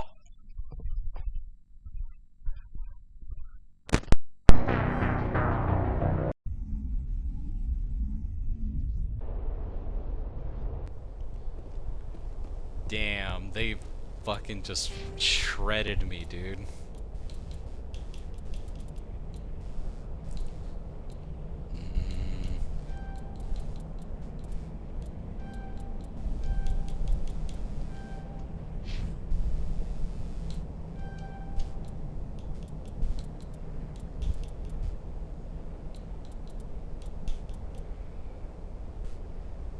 More barrier and a point into fitness, excuse me.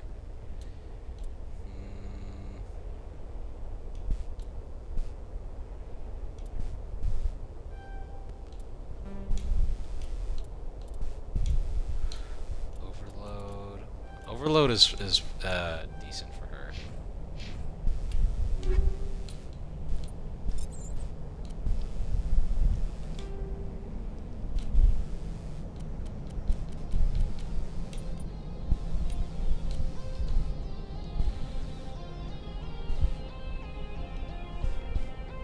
Wait, tech biotic protect. Yeah, I need some biotic protection.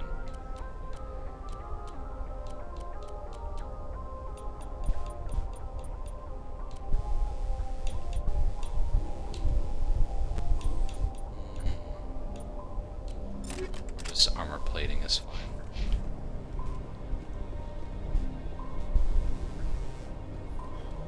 Yeah, all my guns are red now. Cool.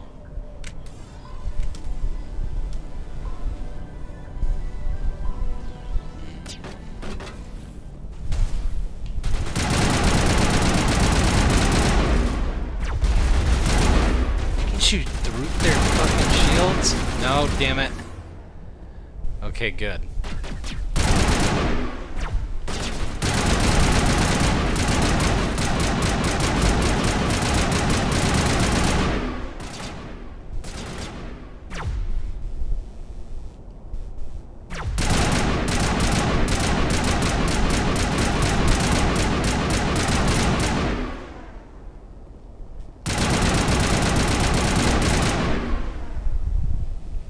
Okay. Save right here. You have to go down the elevator again. It looks like this cavern formed around the ruin, after it was built.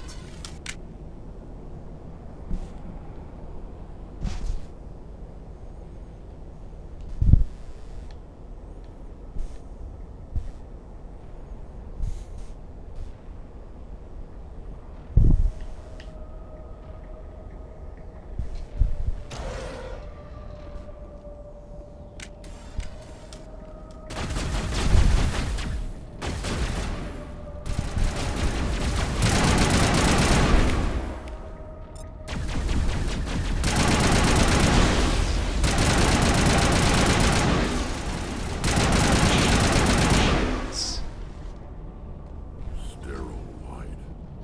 Protheans sure built things.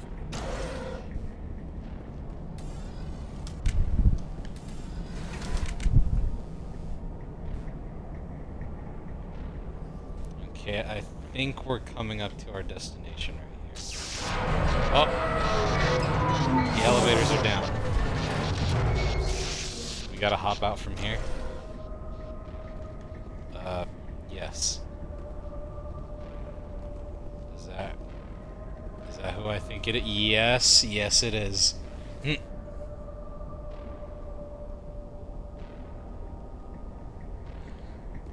Okay. Hello? Could somebody help me? Please? So now we're here for who we needed to find. Can you hear me out there? I'm trapped. I need help. Dr. Tassoni? Liara Tassoni, I presume. Thank the goddess. I did not think anyone would come looking for me. Listen, this thing I'm in is a Prothean security device. I cannot move, so I need you to get me out of it, all right? So, funny thing about this little interaction. So, if we save Liara's mission for last out of all these ones we have to do, a certain amount of time will pass, and when we find her down here, she will have gone crazy and think that we're just hallucinations of her memory.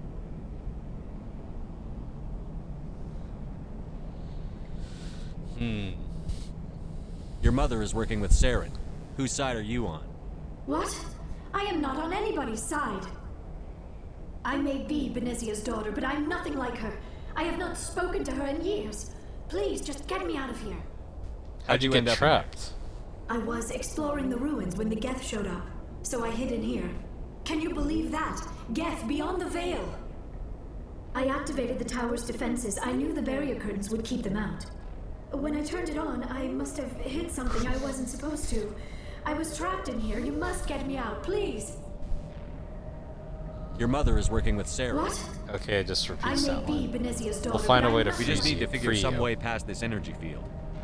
It's a Prothean barrier curtain. Excuse I me. knew it would keep me safe from the Geth. When I turned it on, I must have hit something I wasn't supposed to. I was trapped in here. You must get me out, please. We'll find some way to help you. There is a control in here that should deactivate this thing. You'll have to find some way past the barrier curtain. That's the tricky part. The defenses cannot be shut off from the outside. I don't know how you'll get in here. Be careful. There is a Krogan with the Geth. They have been trying different ways to get past the barrier. I got one too, so I should be fine. Let's get moving.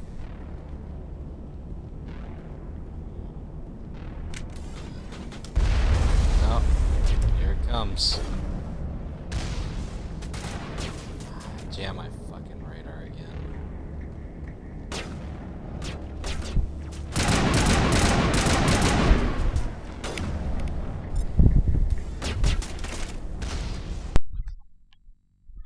What?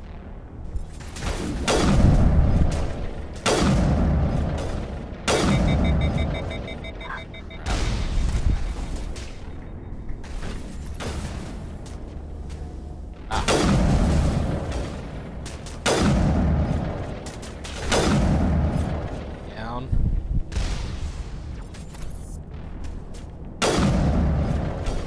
That one's down. The only one left is the enemy sniper. And he's down too.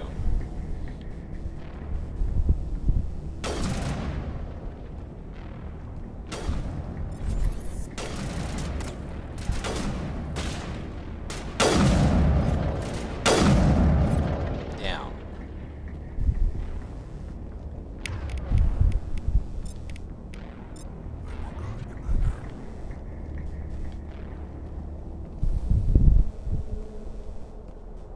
Oh.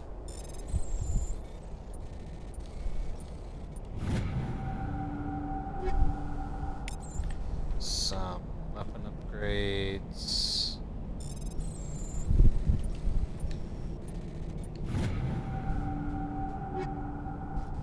Pistol, shotgun, assault rifle.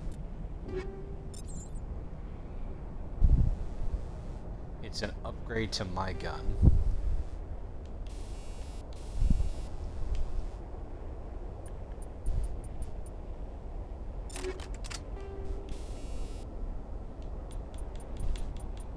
So I'll take these off, equip this. Damn, did it get bigger?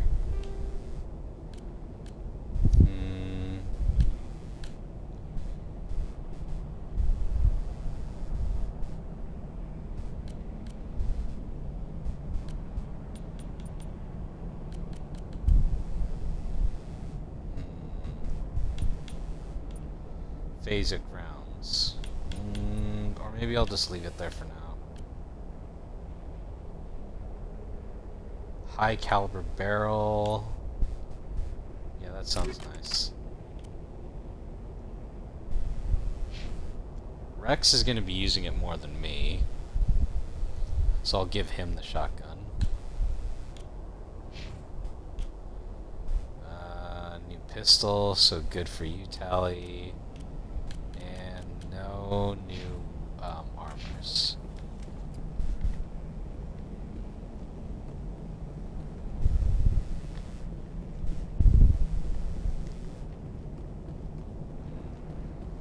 So there's no code I need to find, I just go over there and hit it then?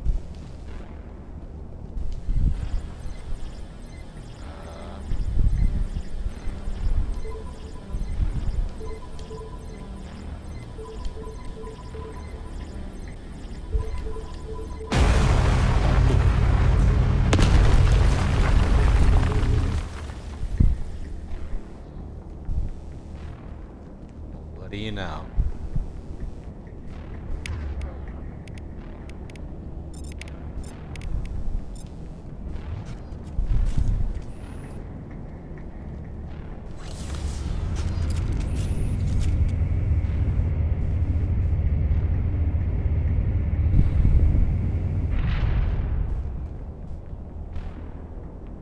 Oh.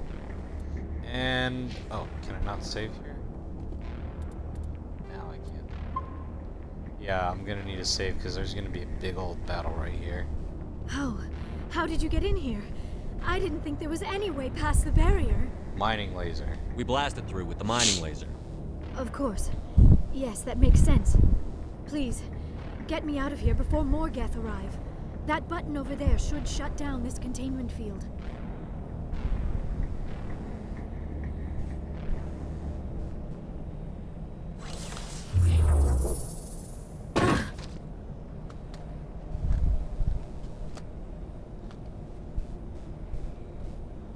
Any idea how we get out of this place?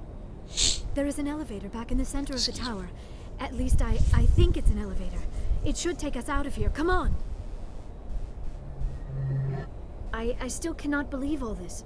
Why would the Geth come after me? Do you think Benezia's involved? Maybe. Seren's looking for the conduit. You're a Prothean expert. He probably wants you to help him find it. The conduit, but I don't know. It's probably twofold. You're a Prothean expert, and you're also These your ruins are not mother's stable. daughter. That mining laser must have triggered a seismic event. We have to hurry. The whole place is caving in. We need an escape plan. Joker, get the Normandy airborne and lock in on my signal. On the double, mister. Aye, aye, Commander. Secure and away. ETA 8 minutes. He needs to move faster. If I die in here, I'll kill him. Can I give him better shotgun? He's spec'd for... Yep, totally. No, shotgun. Assault rifle.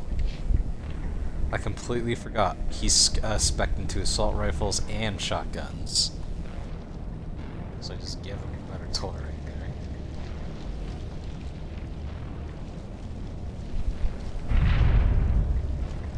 Oh. There's the Krogan.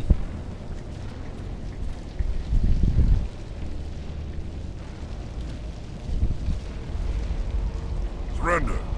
Or don't. That would be more fun. What do you want? There a reason you're in my way? The same reason you're here. The Asari. Thanks for getting rid of those energy fields for us. Hand the doctor over. Whatever it is you want, you are not getting it from me. Not giving her She'll up. stay with us, thanks. Not an option. Saren wants her, and he always gets what he wants. Kill them. Spare the Asari if you can. If not, doesn't matter.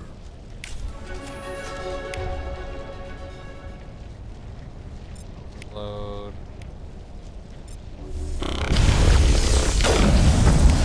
It's not what I wanted.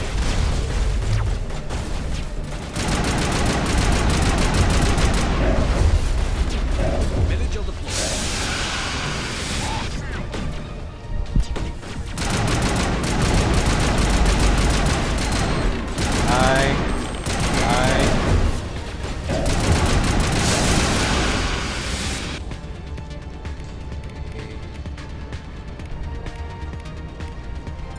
Stasis.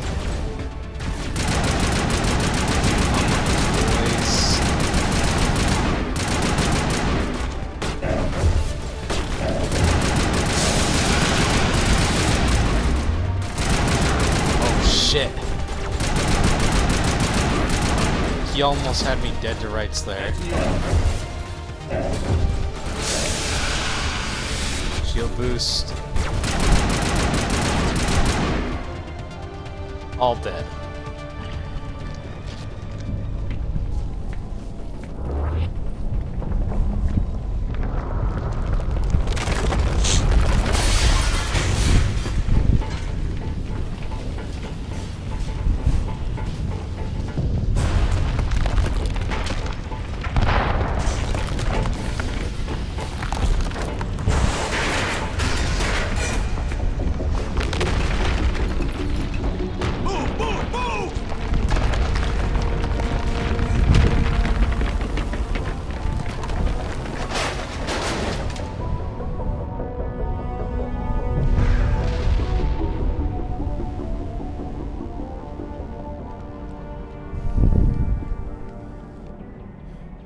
Made it out okay.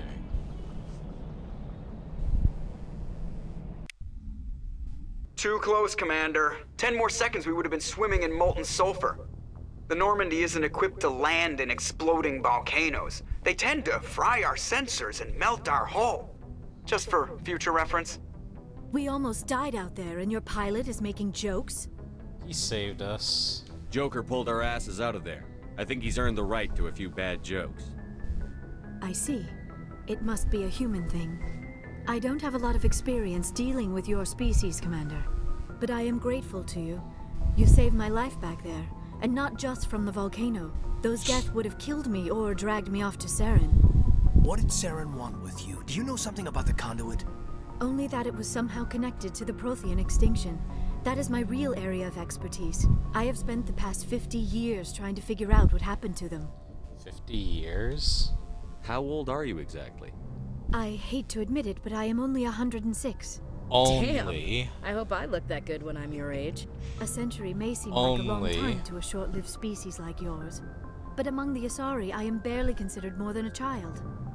That is why my research has not received the attention it deserves. Because of my youth, other Asari scholars tend to dismiss my theories on what happened to the Protheans. I can kind of see why though, because yeah, imagine I think it's the matron stage when you get taken more serious, and that's like when you get to either 300 or 500 years old, I forget.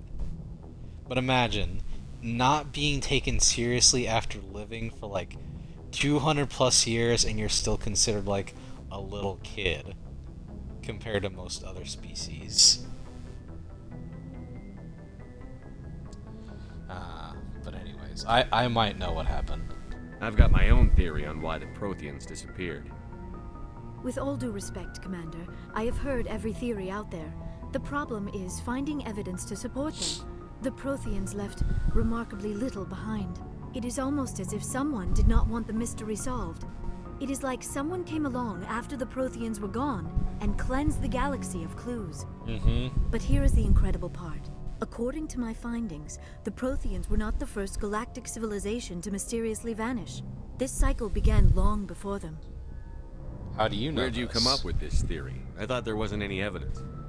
I have been working on this for 50 years. I have tracked down every scrap and shred of evidence. Eventually, subtle patterns start to emerge, patterns that hint at the truth. It is difficult to explain to someone else. I cannot point to one specific thing to prove my case. It is more a feeling derived from a half-century of dedicated research. But I know I'm right, and eventually I will be able to prove it. There were other civilizations before the Protheans. This cycle has repeated itself many times over. Who came before them? If the Protheans weren't the first, then who was? I don't know. There is barely any evidence on the Protheans, even less on those who came before them. I cannot prove my theory, but I know I am right. The galaxy is built on a cycle of extinction. Each time a great civilization rises up, it is suddenly and violently cast down. Only ruins survive. The Protheans rose up from a single world until their empire spanned the entire galaxy. Yet even they climbed to the top on the remains of those who came before. Their greatest achievements, the mass relays and the Citadel, are based on the technology of those who came before them. And then, like all the other forgotten civilizations throughout galactic history, the Protheans disappeared. I have dedicated my life to figuring out why. I can help you. They were wiped out by a race of sentient machines. The Reapers. The Reapers? But I have never heard of. How do you know this? What evidence do you have? The beacon. There was a damaged Prothean beacon on Eden Prime. It burned a vision into my brain. I'm still trying to sort out what it all means. Visions. Yes, that makes sense. The beacons were designed to transmit information directly into the mind of the user. Finding one that still works is extremely rare. No wonder the Geth attacked Eden Prime. The chance to acquire a working beacon, even a badly damaged one, is worth almost any risk. But the beacons were only programmed to interact with Prothean physiology. Whatever information you received would have been confused, unclear. I am amazed you were able to make sense of it at all. A lesser mind would have been utterly destroyed by the process. You must be remarkably strong-willed, Commander. Okay, this isn't helping us find Saren or the conduit. Of course, you're right. I am sorry, my scientific curiosity got the better of me. Unfortunately, I do not have any information that could help you find the conduit, or Saren. You can still help us. I don't know why Saren wanted you out of the picture, but I think we'll be a lot better off if we bring you along. Thank you, Commander. Saren might come after me again. I cannot think of anywhere safer than here on your ship. And my knowledge of the Protheans might be useful later on. And her biotics will come in handy when the fighting starts. Welcome aboard. Or the racist option. Great, another alien. Good to have you on the team, Liara. Thank you, Commander. I am very grateful. Oh, I am afraid I am feeling a bit lightheaded. When was the last time you ate or slept? Dr. Chakwa should take a look at you. It is probably just mental exhaustion, coupled with the shock of discovering the Protheans' true fate. I need some time to process all this. Still, it could not hurt to be examined by a medical professional. It will give me the chance to think things over. Are we finished here, Commander? We'll talk. We'll talk. We can later. talk again after you've seen the doctor. The rest of you, dismissed. Mission reports are filed, Commander. You want me to patch you through to the Council? Yep. Patch him through, Joker. Setting up the link now, Commander. Time We've to get received your report, reprimanded. Commander. I understand Dr. Tassoni is on the Normandy. I assume you're taking the necessary security precautions. Liara's on our side. The Geth were trying to kill her. Benezia would never allow Saren to kill her daughter. Maybe she doesn't know. Or maybe we don't know her. We never expected she could become a traitor. At least the mission was a success. Apart from the utter destruction of a major Prothean ruin. Was that really necessary, Shepard? Okay, so a running gag that you can do with the Council is disconnect the calls, and after a while, they start to catch on that, dude, are you just talking to us so you can disconnect from us again? And you can straight up tell them, yeah, that's exactly what I'm gonna do. Click.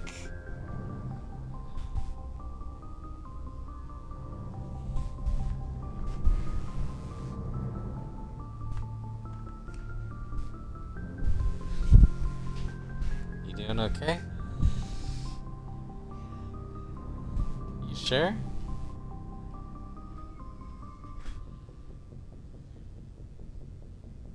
I mean, we're pretty much done with the combat now. Did you miss all that? Or were you dozing off? What was the last thing you remember?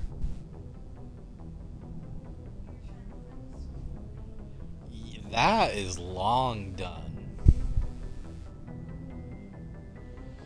It's okay. It happens. The Geth were crawling all over those ruins. It's fine. We were lucky to make it out alive. Of course, Commander. The mission must always take priority. Good luck, Commander. Remember, we are all counting on you. Well, we saved her.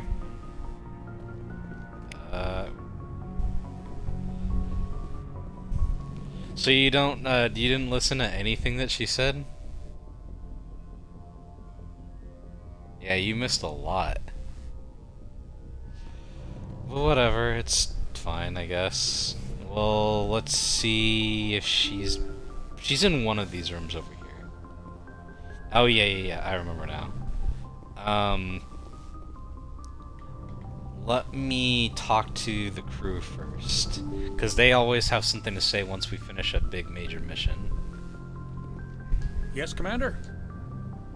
Carry on, Presley. Yes, sir. I guess not.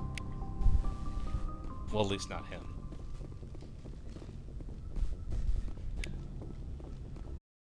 Anything to say? I prefer gold to silver, you know, for my medal. I figured you'd recommend me for one since I, pulled your boots out of the fire. If we present you with a medal, you'll end up sitting on stage listening to politicians make speeches for a couple of hours. Fun. That's a good point. They'd probably make me shave, too. Spent the last 7 weeks working on this baby. No medal's worth that. So, Commander, why don't you tell me why you're really here? How's the Normandy performing? Is she everything? She's the best ship. Balance. The Normandy's probably too much shit. I have to go. Alright, see ya. Just a little thing he says every now and then. Now let's talk to the rest of the crew.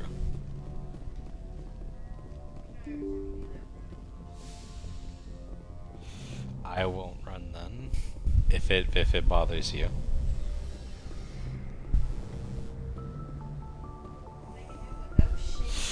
I'm gonna tell you this now. Unfortunately, this game has, this specific one has a lot of screen shaking to it. The other two get better, but it's still lots of screen shaking. Are you gonna actually say something this time, Caden?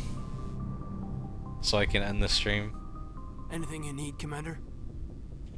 What's your opinion on the last mission? Dr. Tassoni. Seems like a sweet girl. Easy on the eyes. Very. I mean, if you like the bookish sort. Do you? Oh, I do. Just remember, Lieutenant, I saw her first. Only by a few seconds. Shut up. Shut the fuck up, Caden. Just trying to get a sense of where the crew's at. Thoughts? Is this an official evaluation, Commander? Or off the record? Speak your mind. Be a character, damn it. Alenko, when it's just you and me, you can consider it off the record. That's a generous attitude. Okay. I think there's something wrong with all this.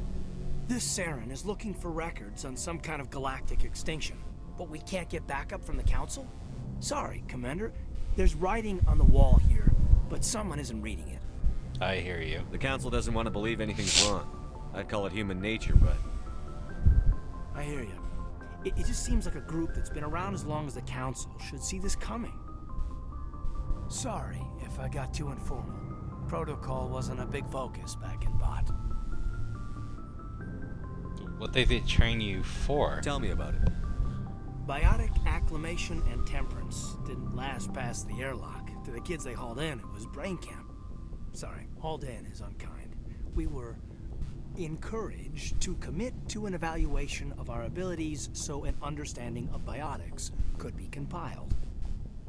There are worse results of accidental exposure to element 0 in the womb. Beats the brain tumors some kids grew up with. Ooh. What's the survival rate? Seems like you beat the odds. How many didn't make it? Out of 100, maybe 60 have no effect. 30 suffer adverse effects. Little things like brain cancer. Brain cancer? The other 10 show enough ability to augment with implants. Not always permanent, though. Not like the cancer. Next thing you know, you're out on Jump Zero. And how's a kid supposed to deal with that? A station at the edge of human space. Jump Zero? Jump Zero is Gagarin Station, right? What's it like? Yeah, that's the official name. Biggest and farthest facility we had for decades. Right on the termination shock, the outer edge of the solar system. It's where they did all the Goose Chase FTL research before we caught on to using mass effect fields.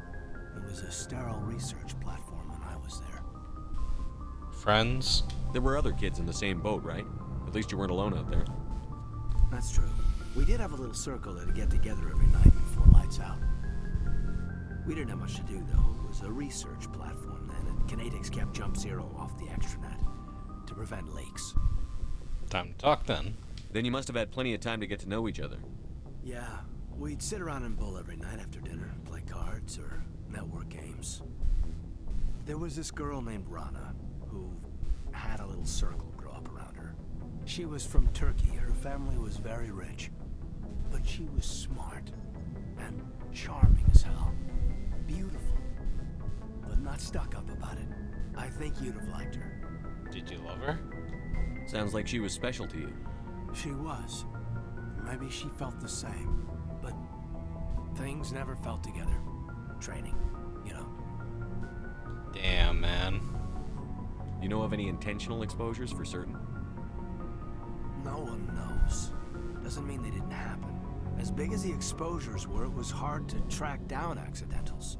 It was different then. No one knew the potential, so there wasn't a lot of regulation. Anything Kinetics did was gold. I'm not saying they intentionally detonated drives over our outposts, but in retrospect, they were damn quick on the scene. Sounds rough. Go on. Jump Zero's a long way from home. What was it like? The grand gateway to humanity looks a lot better in the vids. But that's my own baggage, Commander. No bearing on this. You can talk to me, you know, dude. Alenko, there's no regulation that says you can't be friends with your commander. I appreciate that, Commander. I just don't want you to think that I'm a whiner.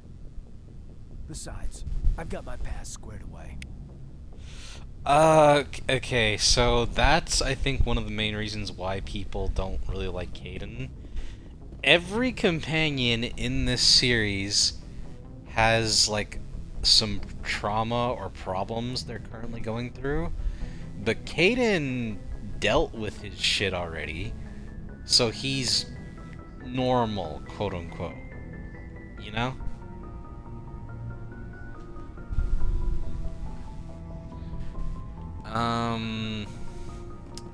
Let's see Liara and her new little pad.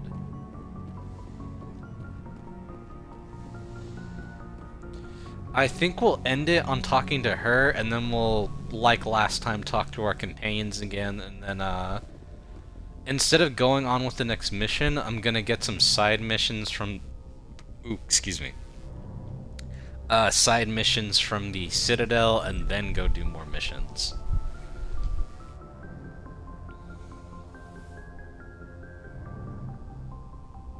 Commander, are you coming to check up on me?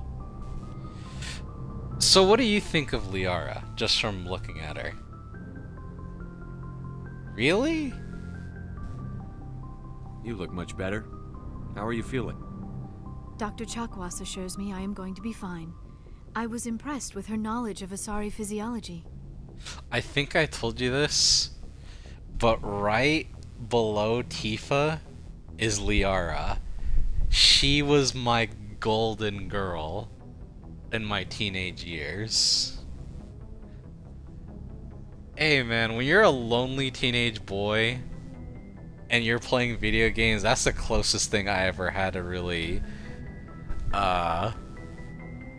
caring. You know? I like Liara. She's really nice. And she... how do I put it?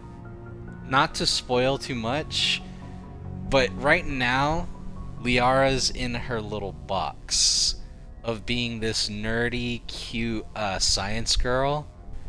And in the sequels, the box is gone. She's not doesn't step out of the box. The box has been blown to pieces, so to speak. You're in good hands. Dr. Chakwas knows what she's doing. I never properly thanked you for saving me from the Geth, Commander. If you hadn't shown up, Don't mention it. I'm just glad we got there in time. So am I. I know you took a chance bringing me aboard this ship. I have seen the way your crew looks at me. They do not trust me. But I am not like Benezia.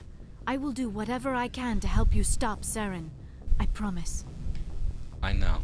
Don't worry, Liara. I trust you. I know you won't let me down. It means a lot to hear you say that, Commander.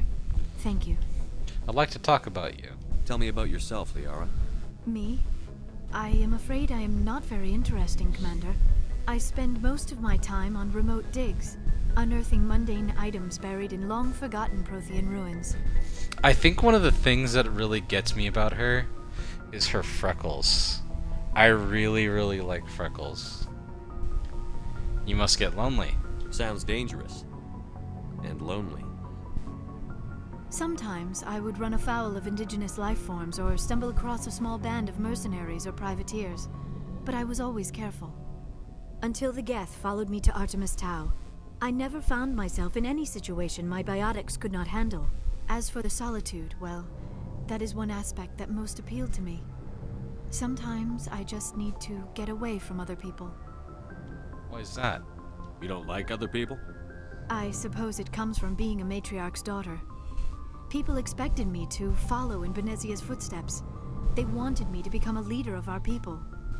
Matriarchs guide their followers into the future. They seek the truth of what is yet to come. Maybe that's why I became so interested in the secrets of the past. It sounds so foolish when I say it out loud. It sounds like I became an archaeologist simply to spite Benezia. I can see it that way.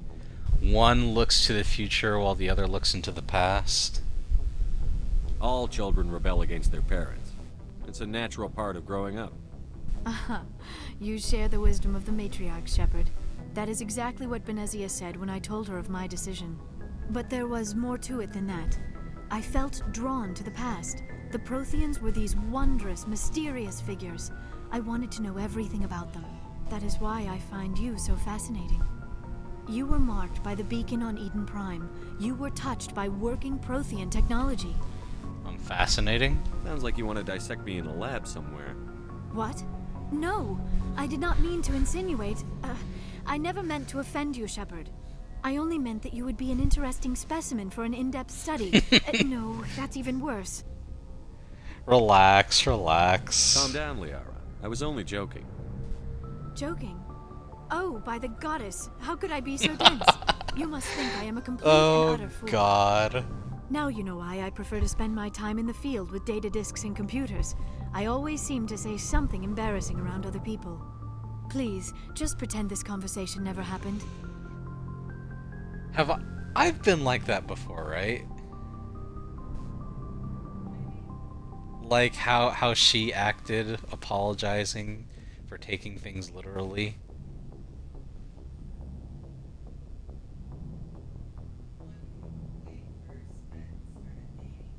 Well, yeah, because you didn't know me and I had to overly explain why I say certain things. Did you? I don't remember that. Tell me about your mom. Do you know why Benezia joined up with Saren? I don't understand it. She was always outspoken about the need for the Asari to become more involved in shaping galactic events. Maybe she thought aligning herself with Saren would somehow be for the greater good in the long run. At least I hope so. You sound troubled. This hurts you, doesn't it? None of this makes any sense to me. I have not spoken to Benezia in many years, but I know her. And this was not like her. Something changed. Tell me about your people's culture. I'd like to know more about the Asari. We were the first species to discover the Citadel. We were instrumental in forming the Council, and we always strive to be the voice of peaceful cooperation in galactic disputes. My people believe we are all part of a single galactic community. Each species contributes something to the greater whole. Although we seek to understand other species, it seems few of them seek to understand us. The galaxy is filled with rumors and misinformation about my people. Rumors? Like what? Most of the inaccuracies are centered around our mating rituals. My species is monogendered. Male and female have no real meaning for us. We still require a partner to reproduce. This second parent, however, may be of any species and any gender. Oh, that's disgusting. Shut up, Shepard. How is that possible? I don't understand. Your species can mate with anyone? Mating is not quite the proper term, not as you understand it. Physical contact may or may not be involved, but it is not an essential element of the union. The true connection is mental. Our physiology allows us to meld with other beings. We can touch the very depths of their minds. We explore the genetic memory of their species.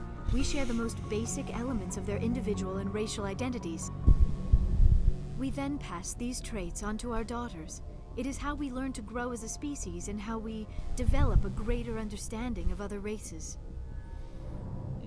So basically they can read minds to a certain extent and essentially look through your past through your genes.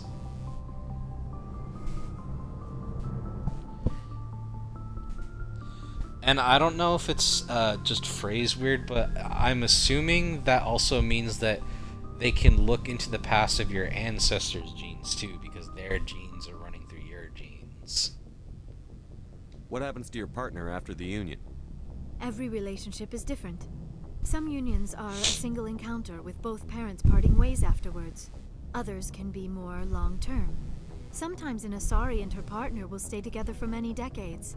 What about the age difference? You Asari live for 1,000 years. What happens when your partner dies? Few sapient species live as long as my kind. We have learned to take a philosophical approach to our unions. We do not focus on the inevitable loss of our partners. Instead, we enjoy the time we spend with them. And even after they're gone, a part of them lives on in us. The union is a connection that transcends both time and space. What do you think about that? Yeah, but in the sense of your partner outliving you by a big scale.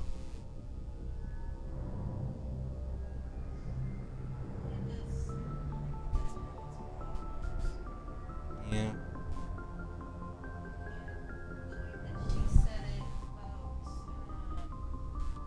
Their minds were connected, so in a way they'll always be with you. I do like that. Who is your father? Oh yeah, Asari are not free from racism either. Do you know who Matriarch Benezia chose as her partner? She rarely spoke of her partner. Though I know my father, if you want to use that term, was another Asari. You can do that? I thought you always needed another species to serve as one of the parents. Think about it, Shepard. If we were not able to mate with our own species, we would have died out long before we ever mastered space yeah, flight and left our that was a Union dumb with our thing own to kind ask, is dude. no longer common, not for the purposes of reproduction. Most Asari believe it weakens our species. Asari daughters inherit racial traits from the father species. If both parents are Asari, then nothing has been gained, or so conventional wisdom would hold. I am what is sometimes called a pureblood. Though no Asari would ever be cruel enough to say the word to my face, it is a great insult among my people. It is possible Benezia's partner was embarrassed by their union. She may have been too ashamed to publicly acknowledge me as her offspring. What do you think of that? We as like regular, humans and animals, when we mate with each other, we always pass something down. But to the Asari, their whole shtick is, if you don't get something completely new, then what's the point?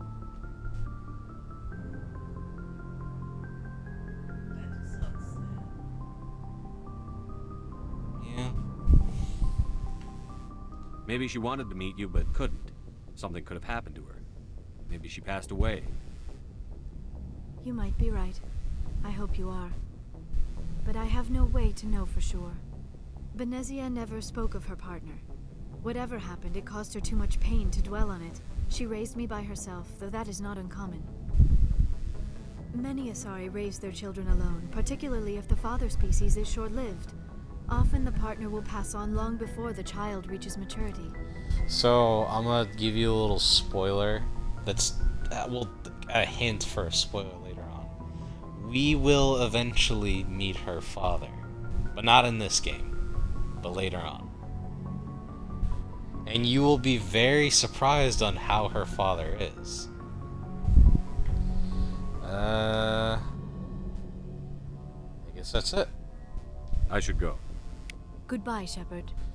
Oh, to end this on a funny note, so obviously Liara is the other romanceable companion. But did you know, if you tried to romance Ashley and Liara at the same time, they will call you out on it and get into an argument on who deserves to be with you. And as an even funnier note, Shepard, male or female, it switches over to Caden if you do for a female, because, Ashley doesn't like girls that way, can suggest, hey, why don't we have a threesome and, be together. And Ashley and Caden are not into that idea at all. If you even mention that, you might as well say, so you don't want to be with me? Okay, you can be with your blue alien bitch. I think another reason why some people don't like Ashley either, besides from the racism, is she is very hostile to Liara for no reason other than alien, and she wants to get into your pants. Alright, we'll talk to the other companions in the next episode. And maybe read off some of the, I think I might do that for a bonus stream, before we do the Star Wars episode. Because I do want to get back into Star Wars. That's one I've been waiting for the most. Any final thoughts before we go?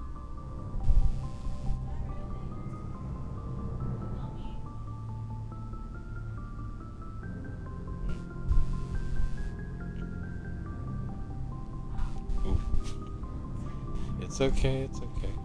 This is fun though. I enjoyed the time I spent hanging out with you, even if you did sleep for a little bit of it, but that's okay.